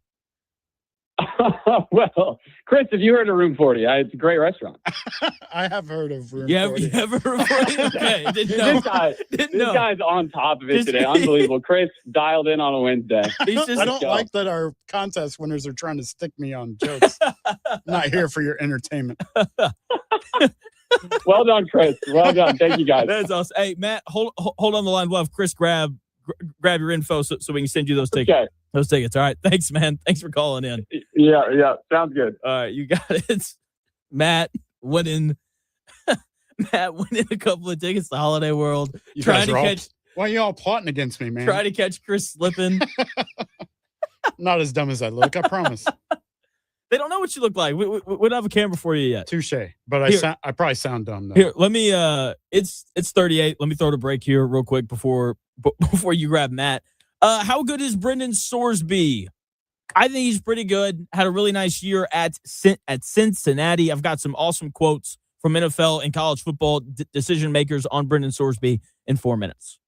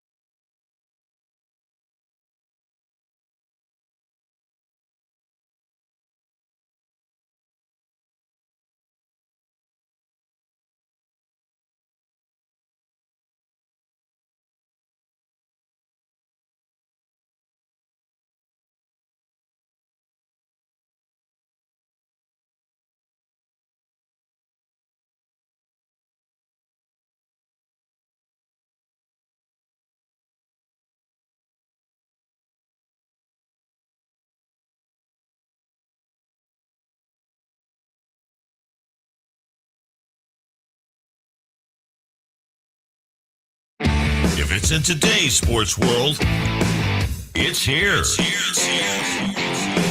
The real Jonathan Smith Show on Indy Sports Ticket 1430 AM, 93.9 HD2, and always on the free Indy Sports Ticket app. We got it. Welcome back to the real Jonathan Smith Show. Someone sent us something. They And sent you something. They did not send me whatever watermelon looking thing. Yeah. live unboxing if you're watching on YouTube. The town, where'd it go? The town of Boulder Canyon says something big is happening in their town July 1st at 9:45 a.m. Big community event. They sent me 6 things. They sent me a water bottle, which is cool, I guess. Not drinking that. They sent me. It says do not eat. They sent me a donut bath bomb. That's what it says. It says do not eat bath bomb, but it's a donut. So that's cool. Are you a bath guy? That's going to Amelia probably. No, Not me. I don't do baths. I just shower. dude. Big bath guy. Oh, so We'll you're admit. using it. They sent us what looks like a piece of watermelon. No, that's why I said they sent it to you.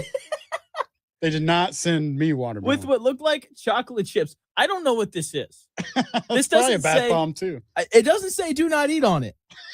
That doesn't just mean it's saying. okay to eat though. But it has, look, hold this. It's got chocolate chips on it. It's got chocolate. Like those look like chocolate chips. It kind of reminds me of those Neapolitan coconut candies that they sell like like Cracker Barrel or Yeah, whatever. That's yeah. what it reminds me of. And then they sent us, I guess, like a unicorn blow up ball. That's what it looks like. You're gonna have the best time in the bathtub. And tonight. then they gave us a little foam finger. Literally. You got all the bath toys. Ding. All right. So you said they have a big announcement too? Yeah, it doesn't say what the announcement is. It just says to join them virtually. Oh my gosh. Okay. From the bathtub? Oh, it says what's inside on the back of this card. Okay, here we go. It says, I love how they have everything is specified. There's a donut bath bomb, not edible. There's a bottled water, edible. There's a foam finger, not edible, in case you didn't know. There's a drink coaster. I missed that. There's a swan koozie, which I'm assuming is what this is. Okay. And then there's that's Holiday World's watermelon fudge over there. That is edible. Well, then it is mine. Or no, we can surprise switch it. No, all you, Split man. that. All you. No, Dude, no. I There's woke up like this more. morning. There's Dude, enough for two of us. I woke up this morning weighing 176 pounds. It's the lightest I've been in forever. The train is rolling on the right track. I don't want to mess it up now. Still curious as to why it's watermelon though. There's something suspicious here. I'm on to your They're just games. really excited for Juneteenth. Oh no, you didn't. Oh my God. Oh Lord. I can't with you, Jonathan. Oh man. Welcome to the real Jonathan Smith Show here on Indy Sports Ticket. Which is why we're not here on Friday, by the way. Yeah, yes. Someone was It's a asking. holiday. Someone asked about no show on Friday. Yeah, we have a holiday. So, oh man, all right. I'm mixed, so I'm taking half the day. Oh, nice. There you go. All right, I'm gonna work a little bit. I'm not mixed, so I'm taking the full day. I'm done. Let's talk about anything else now. All right, Brendan Sorsby is entering the NFL supplemental draft. Brendan Sorsby, I think, makes a lot of sense for the Colts in terms of just the position that they're in. They're not going to have a chance at a quarterback in the first round next year in what is supposed to be a loaded NFL quarterback draft class. Daniel Jones only on a 2-year deal. It's not exactly the biggest commitments. A young quarterback the Colts feel like they can commit to long-term is something the Colts haven't had since Andrew Luck. Okay, now, they obviously have to work through the whole gambling incident. It is a big risk from that perspective. But when you are a general manager in year 10 and you've won one single playoff game, you might need to take the risk. Okay. The Colts' biggest problem has been they haven't found a guy that they can build around since Andrew Luck retired. Daniel Jones, if he starts week 1, which it looks like he's going to, he'll tie Anthony Richardson with a streak of 2 consecutive years of being the week 1 starter for the Colts since Andrew Luck retired. Okay, ever since Luck walked away, the Colts quarterback room has felt like a high-speed game of musical chairs, and Chris Ballard is running out of music, okay, or chairs. I guess he's running out of chairs. That would have been better. It's been the biggest problem under Chris Ballard, that and the lack of a pass rush, which we talked to Zach Hicks about earlier, and he, it's just not good. But Brendan Sorsby could be that guy, but was he good at Cincinnati, or is he just available? Okay, there are men out there who go through this late night. You're at a bar, people are leaving, you're lonely, and you're looking around. There's like one girl, and then you have to stop and you have to ask yourself the question: is she attractive, or is she just available? That is where we're at right now with Brendan Sorsby. Is he good, or is he just available? I think Brendan Sorsby is legitimately good and should be pursued by the Colts in the supplemental draft. He has NFL size at 6'3", 235 pounds. He's tall. He's thick. He's athletic. He was the number 1 ranked quarterback in the NCAA transfer portal for a reason, over guys like Sam Leavitt from Arizona State. And The Athletic had an article that came out where they quoted a bunch of anonymous NFL and Big 12 coaches, general managers, and other sources on how good Brendan Sorsby is. Here are some of them from the article. One NFL scout said he could have seen him going before Ty Simpson, who was obviously taken 13th by the Los Angeles Rams. Here's the quote from the scout. Quote, really loved him. He's very talented, got a big-time arm, high ceiling. That sounds like a nice little quarterback to add to the Colts quarterback room. Okay, now, part of why he may have gone in the first round if he had come out was because of the context. Like, you had Fernando Mendoza, large gap, then Ty Simpson. Context, who you're competing against matters. And then the scout continued on talking about the risk because of the gambling issue. Quote, it's really going to be one of those things where if there's a team that really needs one and falls in love with him, there's usually going to be a team that turns the blind eye and goes the other way. I don't think he goes in the second round. Absolutely not. That's too big of a gamble, no pun intended. But why wouldn't someone take him late and think they can fix him? These coaches all think that they can fix him. That's part of the problem. Very rarely can they, but they all try. That is perfectly summing up the Colts. They aren't dying for him, right, because they have Daniel Jones right now. But Daniel Jones is only on a 2-year deal, and he's coming off of a torn Achilles, and no one is excited for the Colts this year. They need a spark. They need something that jars people around a little bit and says, oh, wow, they might have a franchise quarterback. That's exciting. I would show up to watch that, because Chris Ballard's ultimate goal next year isn't to win games. It's to hold on to his job for another year, and that's not a shot at Chris Ballard. That's the reality for every general manager and every head coach in the NFL. Okay, the goal is to keep your job above all else. Okay, Congo just scored, by the way, to tie it up against Portugal. So that is the thing. Okay, and with the Colts, one of the other things that you have to think about are contracts. Would the Colts rather pay Daniel Jones $50 million next year or have Brendan Sorsby on a rookie deal? It's like deciding between paying a luxury tax on a reliable sedan or getting a discount on a Ferrari with a check engine light. I think I can fix the check engine light, so I think I'd rather have Sorsby. The question is just going to be, will other guys in the locker room buy into Brendan Sorsby after what he's done? Because what he did, it's a big deal. Okay, Isaiah Rodgers got suspended for a year for what he did. We saw Calvin Ridley. He got suspended for the rest of the year when he was playing for Atlanta.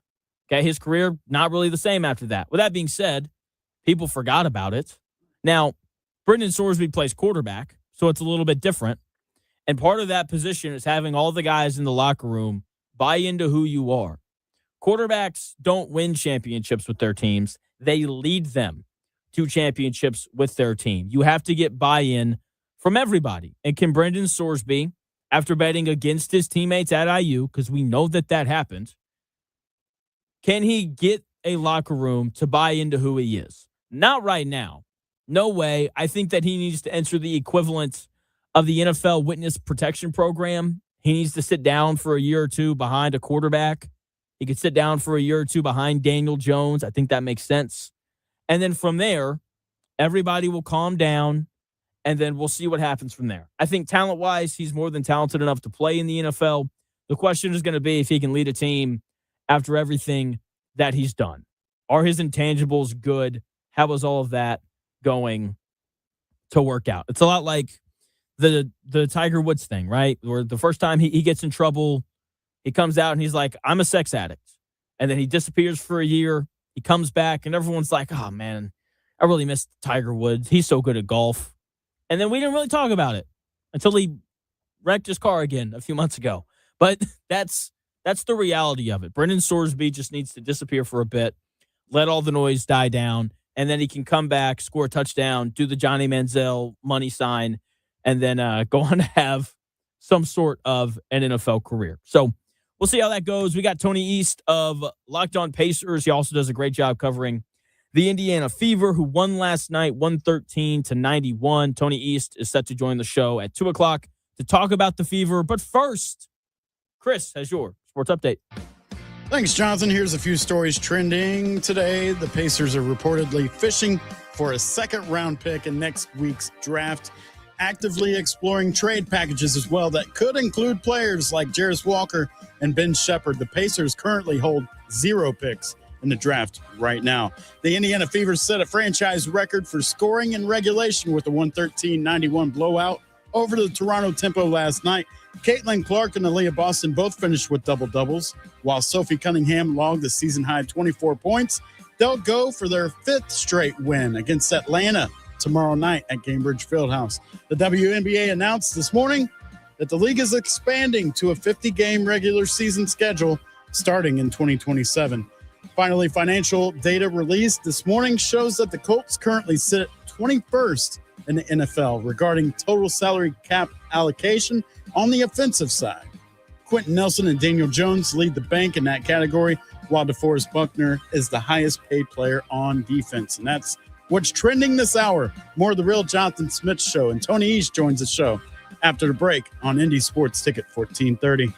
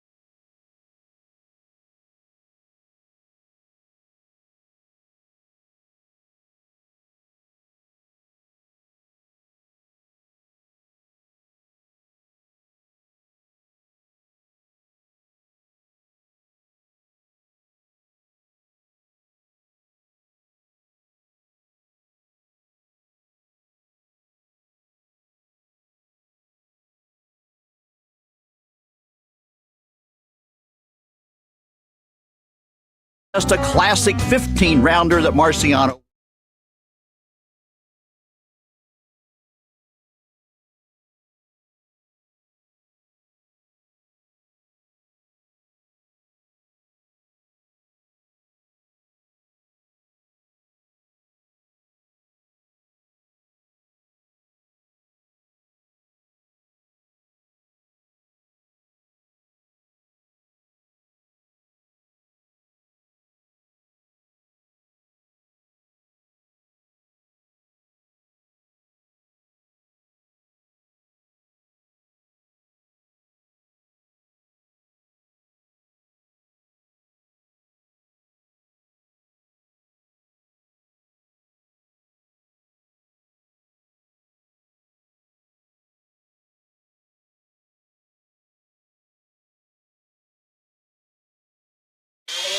Let's do this. It's the Real Jonathan Smith Show on Indie Sports Ticket, 1430 AM, 93.9 HD2, and always on the free Indie Sports Ticket app. What a day. Hour number 3 of the Real Jonathan Smith Show getting underway, and it has been eventful.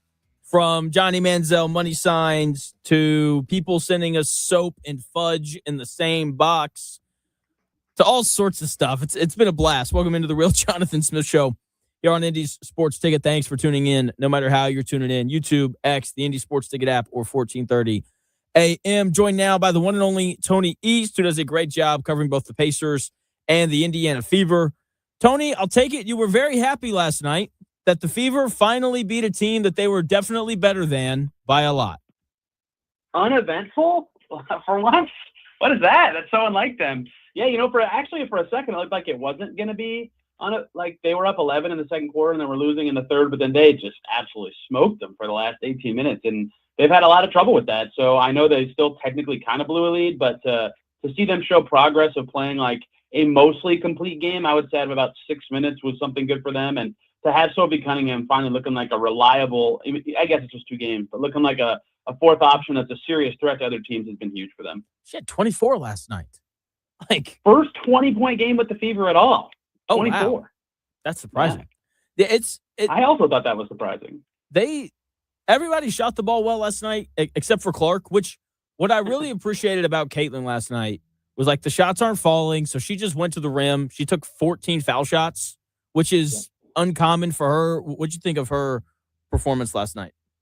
Yeah, I agree. They've talked a lot about how their offense is best when they do 2 things. When they get to the cup, like they were last night, I think they did a really good job of that. And when they get it to the second side, right? When they get to the paint and the defense collapses and someone's open on the weak side, and then their ball movement just starts from there when they create those advantages. And, if your shot's not falling, I think she was 1 of 8 from deep, and the one came in the fourth quarter, I think. So it took her forever to even hit one. She just kept probing, getting to the lane, and that one led to her getting the points. Like you said, she made 10 of her 14 free throws and made 5 2s, 6 2s. I can't remember. She had over 20 points still. But the big thing for her was she had 9 assists at halftime. She finished with, I think, 14. Like, her getting into the lane, of course, is good for her own chances to score up close. But she's setting up everybody else for such easy shots. Like Cunningham's threes.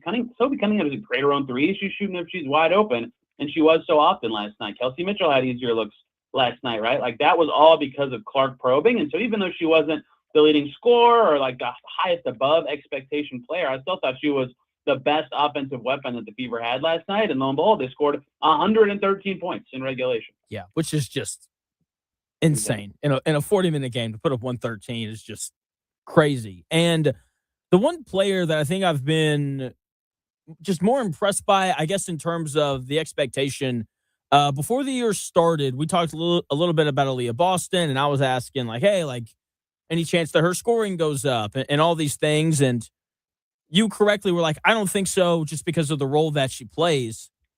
But like, look, it's only been 13 games, but she's playing like 26 minutes on average. Previous 3 years, she's been more around 30. She's up at 17. She had 34 the other day against the Sky. Why has she been scoring the ball more? There's one easy answer and then some more complicated ones. The easy one is her three is like legit. It's real. She takes a three and it looks really good and it's going in all the time. And that is like, I think her usage would go up, but it doesn't matter if her usage is the same if she's making shots that are worth more points every single game. And, I keep thinking, like, eventually it's going to stop going in, and maybe it will. It's only been, like a little over a quarter of the season, but it looks great. Like, it goes up, it goes in, it's a threat. The defense is scared of it, but not enough to actually get out there because she's passing so well in the lane, and she actually has, like, a kind of reliable drive game if you overplay her. So that's a big part of it, is that, and just a little bit more improvements on subtleties in the lane beyond that has made her, one extra basket per game more effective than last season's. Like, I don't think she's like being force-fed the ball or anything, but I do think this too. You mentioned her minutes being down. I think for all their stars, I'm correct me if I'm wrong, Kelsey Mitchell might not be, but I think all three of their stars are playing fewer minutes per game than last season, which is a focus they have after some of the injuries they dealt with. But that means there's a lot of 2-star alignments in which they can have the ball more often. And so their usage at certain times is such that, they get more chances to create or be a focal point, like Aaliyah and Kelsey did last year for most of the season. I think that's kind of helped all of them at times have their moments in the sun where they are the best player on the floor. Yeah, I know Kelsey Mitchell's numbers or her minutes are about the same. Caitlin's are about the same as well. She's at about 31. She was at 35 minutes a game her rookie year. That's insane. That's way too high. Yeah. See, her and Kelsey routinely had games where they both played the entire game, which was just bananas. Yeah, that's not sustainable. Joined by Tony East, who does a great job covering both the Pacers and the Fever. So I keep coming back to this. So last night after the game, I was like, all right, like the NBA's over. We're about to like start really doing a lot of Fever stuff on the show. So I was going back, watching some old games, just trying to get acquainted. And then I was looking at some advanced numbers. Did you know that the Fever are 5th in the WNBA in defensive rating?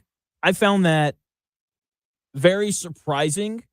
Just because, like, when you look at the final scores of a lot of games, like they've had a couple of games where they've given up a lot of points, but it's just because of their pace. Why is their defense had so much success this year?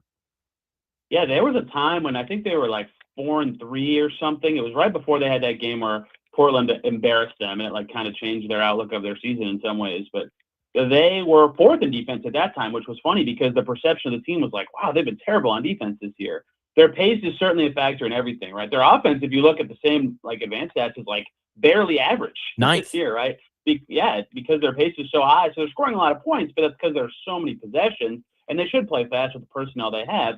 Yeah, their defense has been, I think, better than people give it credit for on a per possession basis. It obviously has a very low floor, right? When you have Mitchell and Clark out front, there will just be times when your defense falls apart. Like you're really reliant on your best defenders to have quality nights in that case, and teams that are, very connected or play a certain style can really exploit it. Like their lowest lows, I mean, they've showed that a lot. Like all these comebacks that they've given up in the last couple of weeks, last night they finally got off of that trend, but a lot of that is their defense gives up, 30 points in a quarter or whatever. So their low is really low, but most of the time they're like capable enough on that end of the floor. And because you're running so fast, like if you're the other team, you're a little gassed. It's harder to just be frequently pushing in transition. And so you've seen, I think, Lexi being good on that end. Of course, Aaliyah's like an all-world level defender. And I think Raven Johnson's inclusions really helped them. They always have at least 2 good defenders on the floor. More often of the time, it's 3. If they could get Monique Billings like a little more on lockdown defense, it would basically always be 3. And what's funny is, like, the theory of this team was, okay, their offense is guaranteed to be awesome. Their defense just needs to be okay. And it's been the opposite so far, but I think everybody kind of thinks, including me, that with the roster they have, their offense will be better at basically every point of the season going forward. So if they get Billings a little more unlocked defensively and they keep kind of playing how they have with the talent they have, I mean, to me, there's a chance they're top 5 in both offense and defense by the end of the year, if not even like top 3, because their defense actually looks good, which is really not something I expected after their first 4 games of the season. Yeah, it's certainly been surprising. Can I give you a theory on why their offense is 9th in the W as opposed to better, kind of like what we expected? Outside of just making layups, yes, I would love that theory. They turn the ball over on 20% of their possessions. My God, yes. I think, are they first or second, right? It's close to first. It's like second or third. They weren't first. I think the Mystics were first in terms of turnover not rate. Surprising at all. Yeah, and and I think that between, and like I know I'm not supposed to say this. I feel like between the 30-foot threes that Caitlin Clark shoots that never go in, and the turnovers, not just from her but from everybody. Like, if you just cut half of those, like all of a sudden you're just getting more shots on goal, and your offense improves. Which like I understand, like you don't want to take away Caitlin Clark's aggressiveness when she passes the ball. Because like last night, I know she turned it over 6 times, but like the 14 assists are pretty nice. And so what do you think is kind of the balance for them to kind of fix the turnover issue? If they can. Yeah, honestly, you know what's funny is a lot of like I wrote about a couple of their trends yesterday, and one of their other ones that's really bad is fouls, right? And fouls holy cow, I just tripped over my words so much. You're good. Where I they do it all the foul a time. lot, where they foul a lot is offensive fouls, which are turnovers, which is why those stats are so correlated for them. And so I only say that to say, yes, they have to clean up how often they finish possessions just without a shot at all. And because I think their like actual true shooting and effective field goal percentage is like closer to 6th or 5th, which suggests that's about where their offense should be ranked in the league. But their turnovers, like you said, are really holding them back. And yeah, I always say what you just said, like the trade-off for Clark is there. You know, if you're that ambitious and talented of a passer and you have that much gravity on offense, you know, that comes with turnovers. And Tyrese Halliburton kind of maybe come off that stance a little bit, but for basically every other basketball player of all time, that's true. I do think that number should be closer to like 3 or 4 than 6. I think she would tell you that number should be closer to 3 or 4 than 6. So yes, that would help. That would be part of it. And they've had some, just like, I think a lot of their turnovers to me, their offense isn't like a timing thing. It's not like football, but you know, they do kind of rely on, you know, backside cuts while their star actions are happening. And it just feels like they've like missed those a little bit with passes sailing overheads or being a little too early. They have a lot of hit-aheads like that where it's like, oh, a good cut's open, and they just completely botch the pass. It's like just a little more patience and care with passing in their system, I think, would go a long way too. But yeah, it was kind of baffling to me to see. I think they were second in offensive fouls per game, and that includes non-charge offensive fouls, and then second in charges as well. Like, I think the way they're trying to play, which is physical on both ends of the floor, is going to lead to a lot of fouls, and in turn, the way they're playing, turnovers too, that kind of hold them back in some ways, but it's the identity they want to have. Absolutely. Joined by Tony East, who does a great job covering both the Pacers and the Fever. You can listen to him on Locked On Pacers. You can read him at Forbes, Circle City Spin, or The 9 Sports. Speaking of the Pacers, I know that you've been at some various prospect tryouts. I know Braden Smith was there the other day. The Pacers don't have a pick. So, like, the guys that they're working out, I know aren't, you know, it's not like you're watching DeBonsa or Acuff or anybody like that. But is there anybody who's, like, really kind of jumped out where you're like, wow, like, that guy maybe can play for the G League? Yeah, you know, I think they would like to get a pick, and I think Jake Fisher reported that today. They're hunting for a pick in the 30s, which is the most Pacers offseason move ever. They have picked in the 30s after a trade with Furphy pick and the Cam Jones pick, and they picked Nembhard in the 30s. Like, that's just kind of something that they have found reliable value from. But, you know, in terms of their G League guys, I think they have 5 guys who've come in, Malik Brown and Braden Smith and Emmanuel Sharp. I can't remember the other 2 that are on some mock drafts that I think they'd like to look at, and maybe like on a 2-way or for their G League team or for the Boom. But in terms of guys that make sense for the Boom, it's hard to say, because here's the thing about the draft workouts. The ones that we hear about are the ones that have players who like reasonably could be on an NBA roster. They do more featuring guys who are like going to be in the G, or almost certainly know they're going to be in the G, that we don't hear about or like aren't publicized by the team. So it's hard to perfectly know who the best fits in that kind of department would be. I mean, I think Braden Smith, despite his size, is going to be a good player, but I don't think he's going to be in the G League, right? I think he's going to get picked somewhere between like 35 and 45, for example. So of like the real players that have come in that could get picked, I actually think Emmanuel Sharps looks pretty good. Like, these Houston players always turn out to be at least like tough, tenacious somethings in the NBA, which, you know, is always a helpful kind of player to have. So yeah, I think there's some value they could get, and I think there's guys that they'll like, and they'll try to get a pick, but it always takes 2 to tango. So we will see if they actually end up getting one, or if their draft night is, hey, maybe a 2-way and some Boom guys. Okay. So you said that they're looking to trade for a pick in the 30s, potentially? That's what Jake Fisher reported last night, and that does exactly match their MO from the last 3 drafts. So I believe that. Man. So yesterday for Top 10 Tuesday, I was doing a bunch of draft takes. And one of my draft takes is Malik Thomas is going to go 30 years later, and whoever gets Malik Thomas is going to absolutely love him. And you said that, and I was like, oh, man, please tell me the Pacers. That's the Duke point guard, right? Yes. Malik Thomas is the shooting guard at Arkansas saw that. I confused him with Malik Brown. I'm sorry. Yes, Sorry. yes. So Malik Thomas is like this 6'5", long, not a great athlete, but like just looks like a shooting guard. And if you watch him, it's just like, oh, he's going to run off all these screens and knock down shots, and he's going to attack closeouts really well, and he can guard the ball.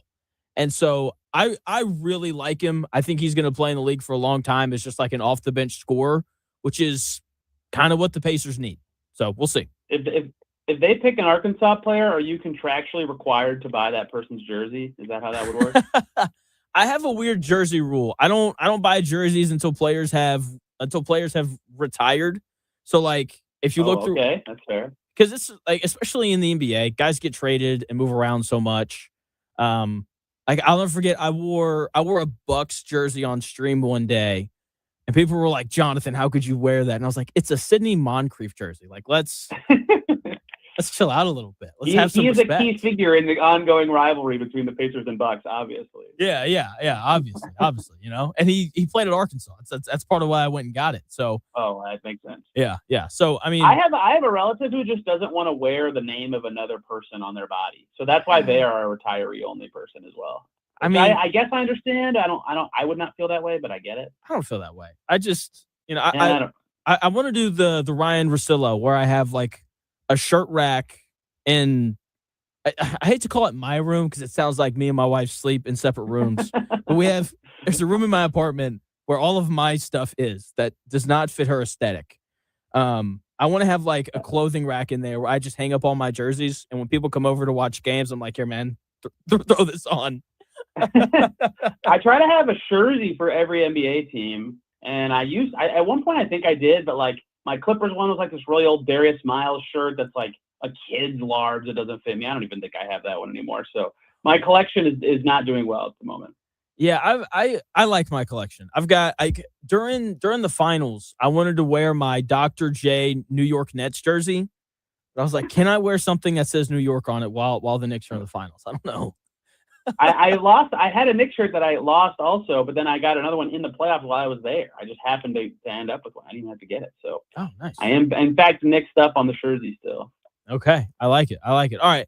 What are you working on right now? When's the next Locked On Pacers podcast? What are you writing? What's all that kind of look like for you? Yes, I'm writing about Cam Jones and Kobe Brown today. That must mean it's off-season time for the Pacers. And, of course, Fever or something every day, basically. They play again tomorrow, so always something going on with them. They do. Are they here or are they on the road? I haven't looked ahead yet. They are here against the Atlanta Dream again. Oh, let's go. Angel Reese back in town. There won't be any drama with that.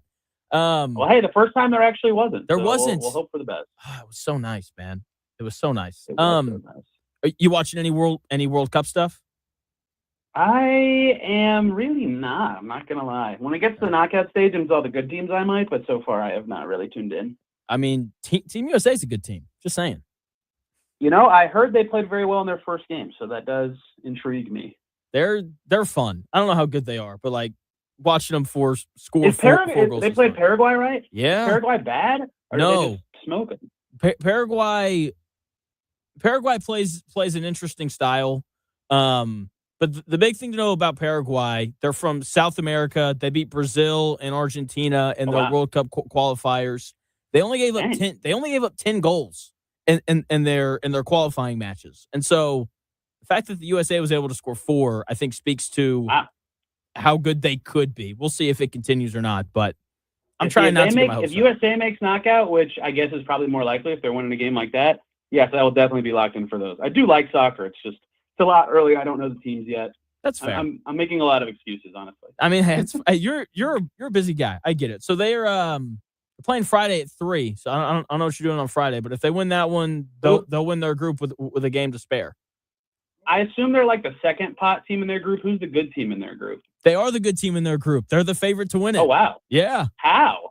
Wow. It's not a great group. It's Paraguay, Australia, and I forget I don't remember who the last team is, but Australia is decent, right? Yeah, they beat. It was Turkey. It's Turkey. There you go. They beat Turkey 2-0 in their first match. Okay. So they're okay. They're okay. But all right, man. I all over the place with this one, which is fine. All right, Tony. Thanks for your time as always, man. You got it. Sure, I'll hear pretty soon. Absolutely. Absolutely. That is Tony East. Check him out on X at Tony R. East. He does a great job covering both the Fever and the Pacers. Speaking of the World Cup, match of the day is today at 4 o'clock. We got two titans of the soccer world that are about to clash. What could be the match of the group stage. On one side, you've got a legendary but aging golden generation. On the other, you've got a powerhouse that didn't allow a single goal in qualifying. I'll tell you the World Cup match of the day, and Chris will give his World Cup thoughts in 3 minutes.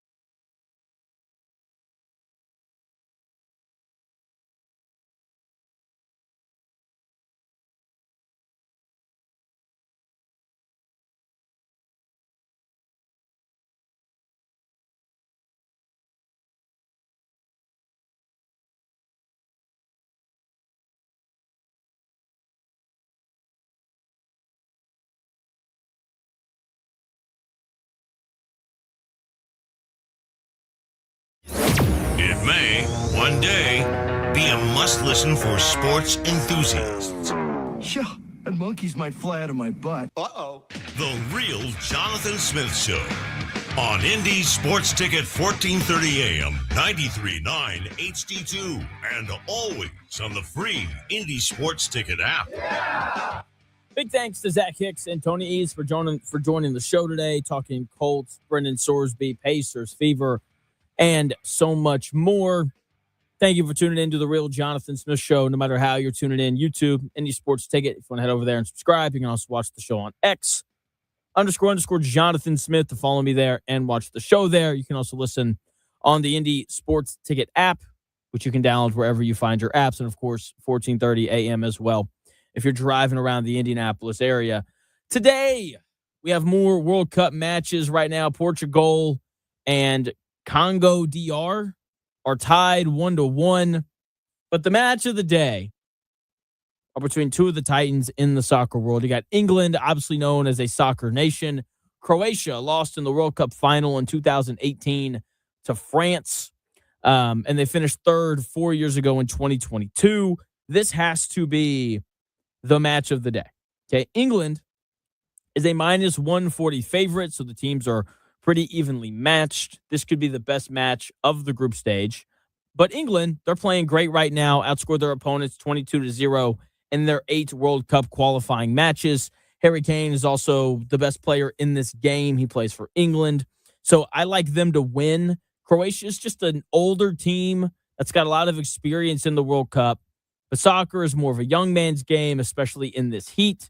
And trying to stop England's depth with an aging roster is like, trying to hold back a flood with a screen door. So Croatia, I just don't think they quite have the legs to match them over the 90 minutes. Now, the hydration breaks will help, but I still think England's going to be a bit too much for them. With that being said, let's get into Chris's point of view on the World Cup as a not huge soccer fan. Yeah, this is true, but you and everybody should know that I am a chronic overthinker. Not just in soccer or whatever. This is like all the time. My mind does not stop running. So if you set anything in front of me, I'm going to have all the voices in my head saying different things. And that's what Jonathan wants to do. He wants to expose all of my thoughts on never watching soccer and not knowing what's going on.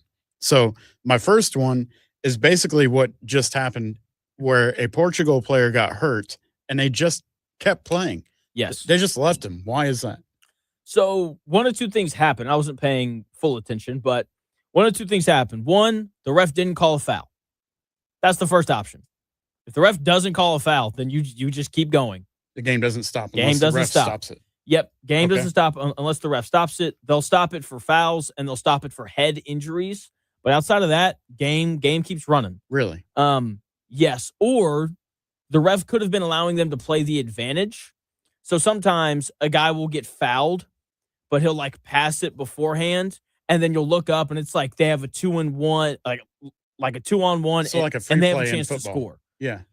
Yes, like a free play in football. All right. Very, very, very good connection there. The play's already underway we thrown a flag, but the ball's already in air kind of thing. Yes. Okay. Yes. And so they keep playing because you don't want guys fouling to keep teams from scoring, which is what would happen if they didn't allow teams to play on if they had an advantage. So that's probably what happened there. Thanks and then that. if a guy is hurt and it's not their head, then when the ball goes out of bounds or something, then they'll stop it and then trainers will come out and all that stuff. You have to stay injured until the ball goes out of bounds. Well, so many of these guys fall down and they flop and they do all that stuff.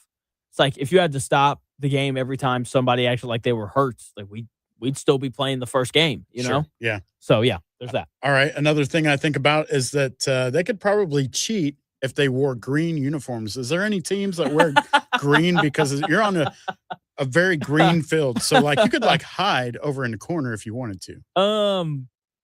I can find out. Give me 1 second. What international teams wear green kits? Because they don't wear uniforms. They wear kits. They don't wear cleats. They wear boots. All right. So here are your teams that wear green. Nigeria wears green and white. Mexico wears green and white with a little bit of red.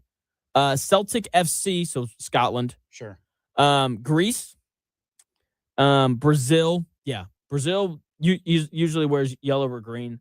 And then there's a club in Germany that wears it as well. So, yep, those are the teams that wear green. I mean, not considered cheating. It's not. No. I mean, it's like Boise State wearing blue uniforms on their feet. Right. Yeah, exactly. Yeah. You can do it. Okay. All right. So another thing I think about when soccer's on is why are the players not allowed to team up and surround the ball completely and just guide it into the opponent's goal? I think this was a video that you tagged me in on. But that would make sense. Why do all the members of one team not just huddle around the ball and guide it and not leave the security of the ball until it's in the goal. I'm pretty sure it's a foul. Like, you're just not allowed to do it. Well, that's not fun. Well, then it'd be too easy to score. You know, Right. that would be the problem. Well, Like, that's what I would like to see. Well, like this following play, that's teamwork makes the dream work. oh man, That's what it should be. Work smarter, not harder. there you go. Somebody said yesterday and hit the nail on the head by saying watching soccer is kind of like babysitting, like nothing happens until you're watching or until you're not watching, right? And that was like the very beginning of this game. I looked away. I was kind of typing over here, doing phone stuff over here, and I looked up, and then it was 1-0. You saw the bicycle kick that got I called did. back. I did notice which was that. sick. Yeah, that was a sick kick. I hate that I hate it didn't stand. But that's awesome. I don't remember who said it yesterday, but yeah, accurate description there. I also noticed that the crowd goes nuts even while there's no scoring happening. It's like a nonstop touchdown celebration. I don't understand why. Imagine the Colts get down to the 1 yard line and they hand it off to Jonathan Taylor. Or no, let's back up. Imagine the Colts are playing the Falcons. The Falcons get down to the 1 and they hand it off to Bijan Robinson and the Colts stuff him and they take the football back. That would cause an eruption from the Colts, right? Right. So imagine every time the ball is in front of the net, whether it's a cross, a pass to a certain player, like the ball's at the 1, you have an opportunity to score. And then when there's a stop, that's what the cheering is. Got it. Okay. Right? So it's just not knowing what these stops are, and they just catch the crowd at the right time. Yeah, so like if the ball is in the box, like danger. That's what you need to think. Like, oh crap. Yeah. The ball's in the box. Be careful. If the ball's in the box, there's a threat that someone's going to score. Okay? And so when that happens and you get a stop, it's a big deal. Got it. Okay. So Oh, that that's looked what a lot of the cheering is. All right, I got a few more. So I saw earlier that there was a pie chart and it said contest possession. What does that mean? Yes. So literally just like, you know how at the end of like a Colts game, if you go to the box score on ESPN, it'll be like the Colts held the ball for 34 minutes and their opponent held it for 26. It's the exact same thing. Okay. So, but instead of giving you like a minutes breakdown, they just do like a percentage of the game. So like, I don't know what it was, but like it was mostly Portugal. Yeah. And a little bit of Congo. And then the other part of the chart said balls possession. in contest. No one has it. Right. Oh, okay. Yeah. And All so, right. and that is usually a good indicator of who's in control of the game. It's like, because obviously if you have the ball, you theoretically should have more chances to score. Sure. Depending on styles, that isn't always true. But yeah, Ronaldo missing it right. He is washed up. Let me not do that again. Okay. So another thing I noticed, well, in my head is that every time they do fall down, the phrase "sweep the leg" from Karate Kid crosses in my mind like a billboard on the interstate. Oh, that's funny. So there's that. I do love slow motion replays. They seem cinematic. The faces that they show during slow motion replays, like this right here, that's good entertainment to me. This look of just like pure disgust. How did I miss that? That's cool. We could do a lot more slow motion replays. Those are fun. And I also think that they need to coordinate celebrations when a goal is scored, like they do for a touchdown in football, like kind of like this here. They usually do. But that wasn't, I wouldn't really say that's coordinated. They were all kind of doing the same thing. But like, I would like to see, bowling pins or, something. Yeah. Like a team oriented celebration would be cool. That's fair. I like that. That's a fair thing. I think that's all I got today. You get it sometimes, but there's a good fish one from last World Cup where guys like jumping up and down, flopping around. It's funny. Huh. I think Norway did a Viking row last night because that's where the Vikings were. Yeah, maybe it does happen. I just don't watch it enough. But I think their team photos awesome. You should Google Norway soccer team photos. They are incredible. And here, let me see if I can. Or here, I can grab them actually, and I'll put them up on the thing or you do it. I don't remember how to do that. It's a lot because you have to save the picture and all whatever. Here, I think I can do it pretty quickly here.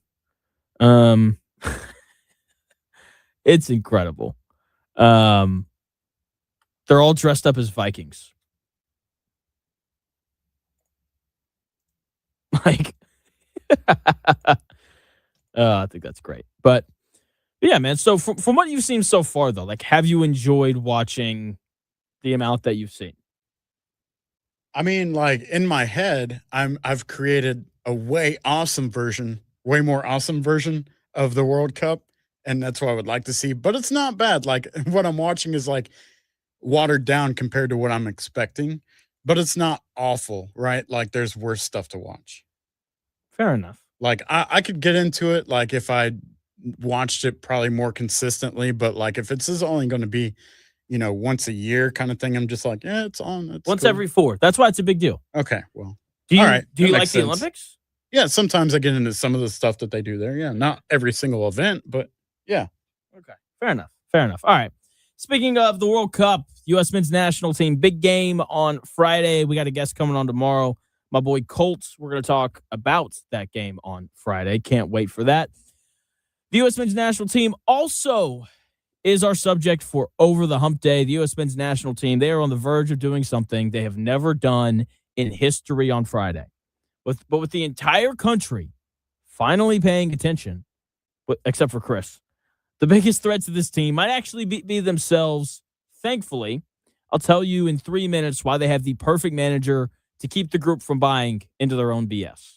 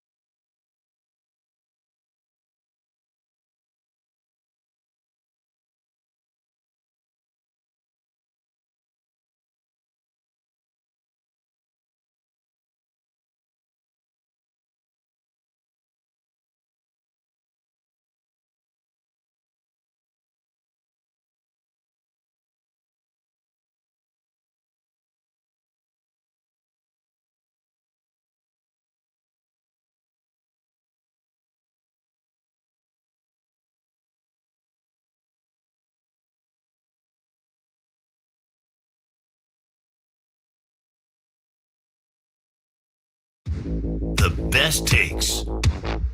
Maybe. The Real Jonathan Smith Show on Indy Sports Ticket 1430 AM, 93.9 HD2, and always on the free Indy Sports Ticket app.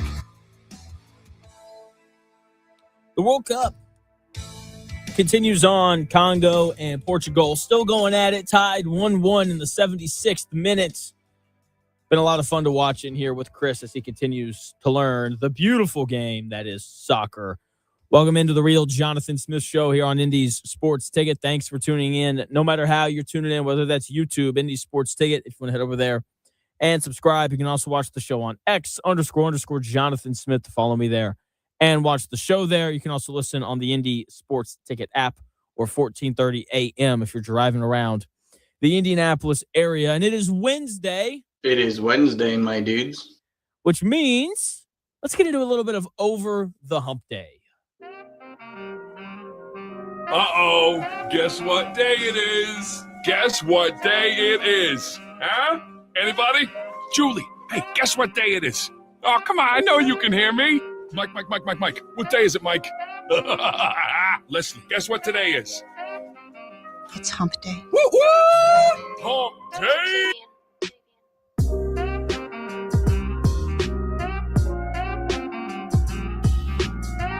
No, as a coach, I gotta get us over that hump. I gotta get them comfortable, knowing that you're gonna be in close games and you gotta make plays coming down the home stretch. I mean, in the tournament, we were right there. I just didn't get them over the hump, man. And that's something that I live with every day of my life. Because I truly believe that was the team to really make some noise and get to the finals, and I just couldn't get them over the hump. Coach Woodson in that never-ending battle. The never-ending battle of getting over the hump. What a bummer. What a bummer. The U.S. men's national team has a chance to win their group with a game to spare on Friday. For the first time in a long time, the U.S. men's national team has grabbed everybody's attention. And part of that is because we are the host nation this year. And it's an opportunity for them to keep our attention going forward. They've looked as good as anyone so far through all these games played. Germany, Sweden, and Norway are the only teams that have managed to score as many or more goals as Team USA has so far through the group stage. Germany and Sweden are the only two teams so far to have managed to score more goals than the U.S. men's national team did against Paraguay. When you look at their opponents, the U.S. men's national team, I think, did it against the toughest opponent of the three teams. Now, how does Team USA look when everybody's excited about them? How do they respond after dominating their first opponent? Because these are really uncharted waters for the U.S. men's national team. They've never been the team doing the hunting. In the past, watching the U.S. in the World Cup was like watching a generic horror movie. They were just trying to survive until the credits rolled. In previous years, so many of their wins came because they were just scrappy. They'd win 1-0, and their goalie would have 3 unbelievable saves. That's who they've been forever. A team that everyone roots for, but knows they don't stand a chance against the giants of the soccer world. Now, they're not as good as the best countries. They'd be underdogs against Spain, France, England, and so on. I don't think it'd be some like unfathomable upset, though, if they beat them. Like if Team USA beats, Spain, this is not the equivalent of Fairleigh Dickinson beating Purdue in the first round a couple of years ago. It's not that. Okay, Team USA is no longer bringing a knife to a gunfight. Like they've actually got some firepower of their own between Weston McKennie and Christian Pulisic and Balogun,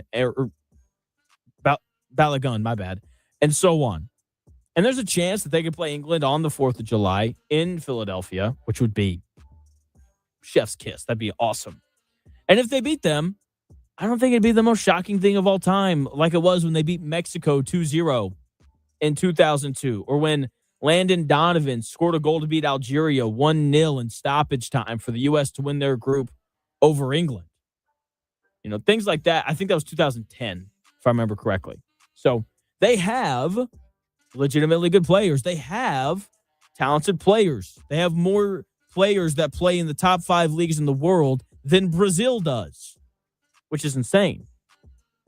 Beating teams like France, Germany, and so on isn't out of the question anymore. They have the players capable of doing it. They just have to get over the hump in those games. They're likely going to win their group. They're minus 175 at the moment to beat Australia on Friday. If they win, then they'll clinch their group with the game to spare. They've never done that before. But in order to do that, they have to avoid buying into themselves too much. There are certain things in sports that are universal. One of those things is arrogance and buying into your own BS. You see it from athletes all over the world. Wemby from France, we just saw him do this and all of his NBA Finals press conferences. But with Pochettino as their manager for the U.S. men's national team, I don't think that's going to happen. It shouldn't happen. I mean, he's the third highest paid manager in the tournament. Only Brazil and England pay their managers more. He's got the reputation as a tough manager who's all about the work. He's hard to play for in the best way. Yeah, he makes things hard on you, but it always seems to pay off.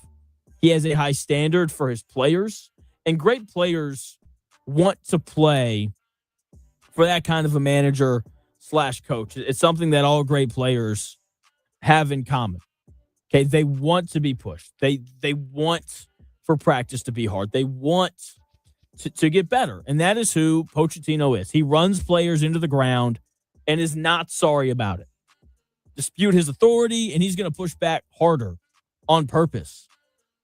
A previous player that he coached by the name of Pablo Osvaldo said that the man works you like a dog. That quote, sometimes you feel like killing him, but it works, end quote.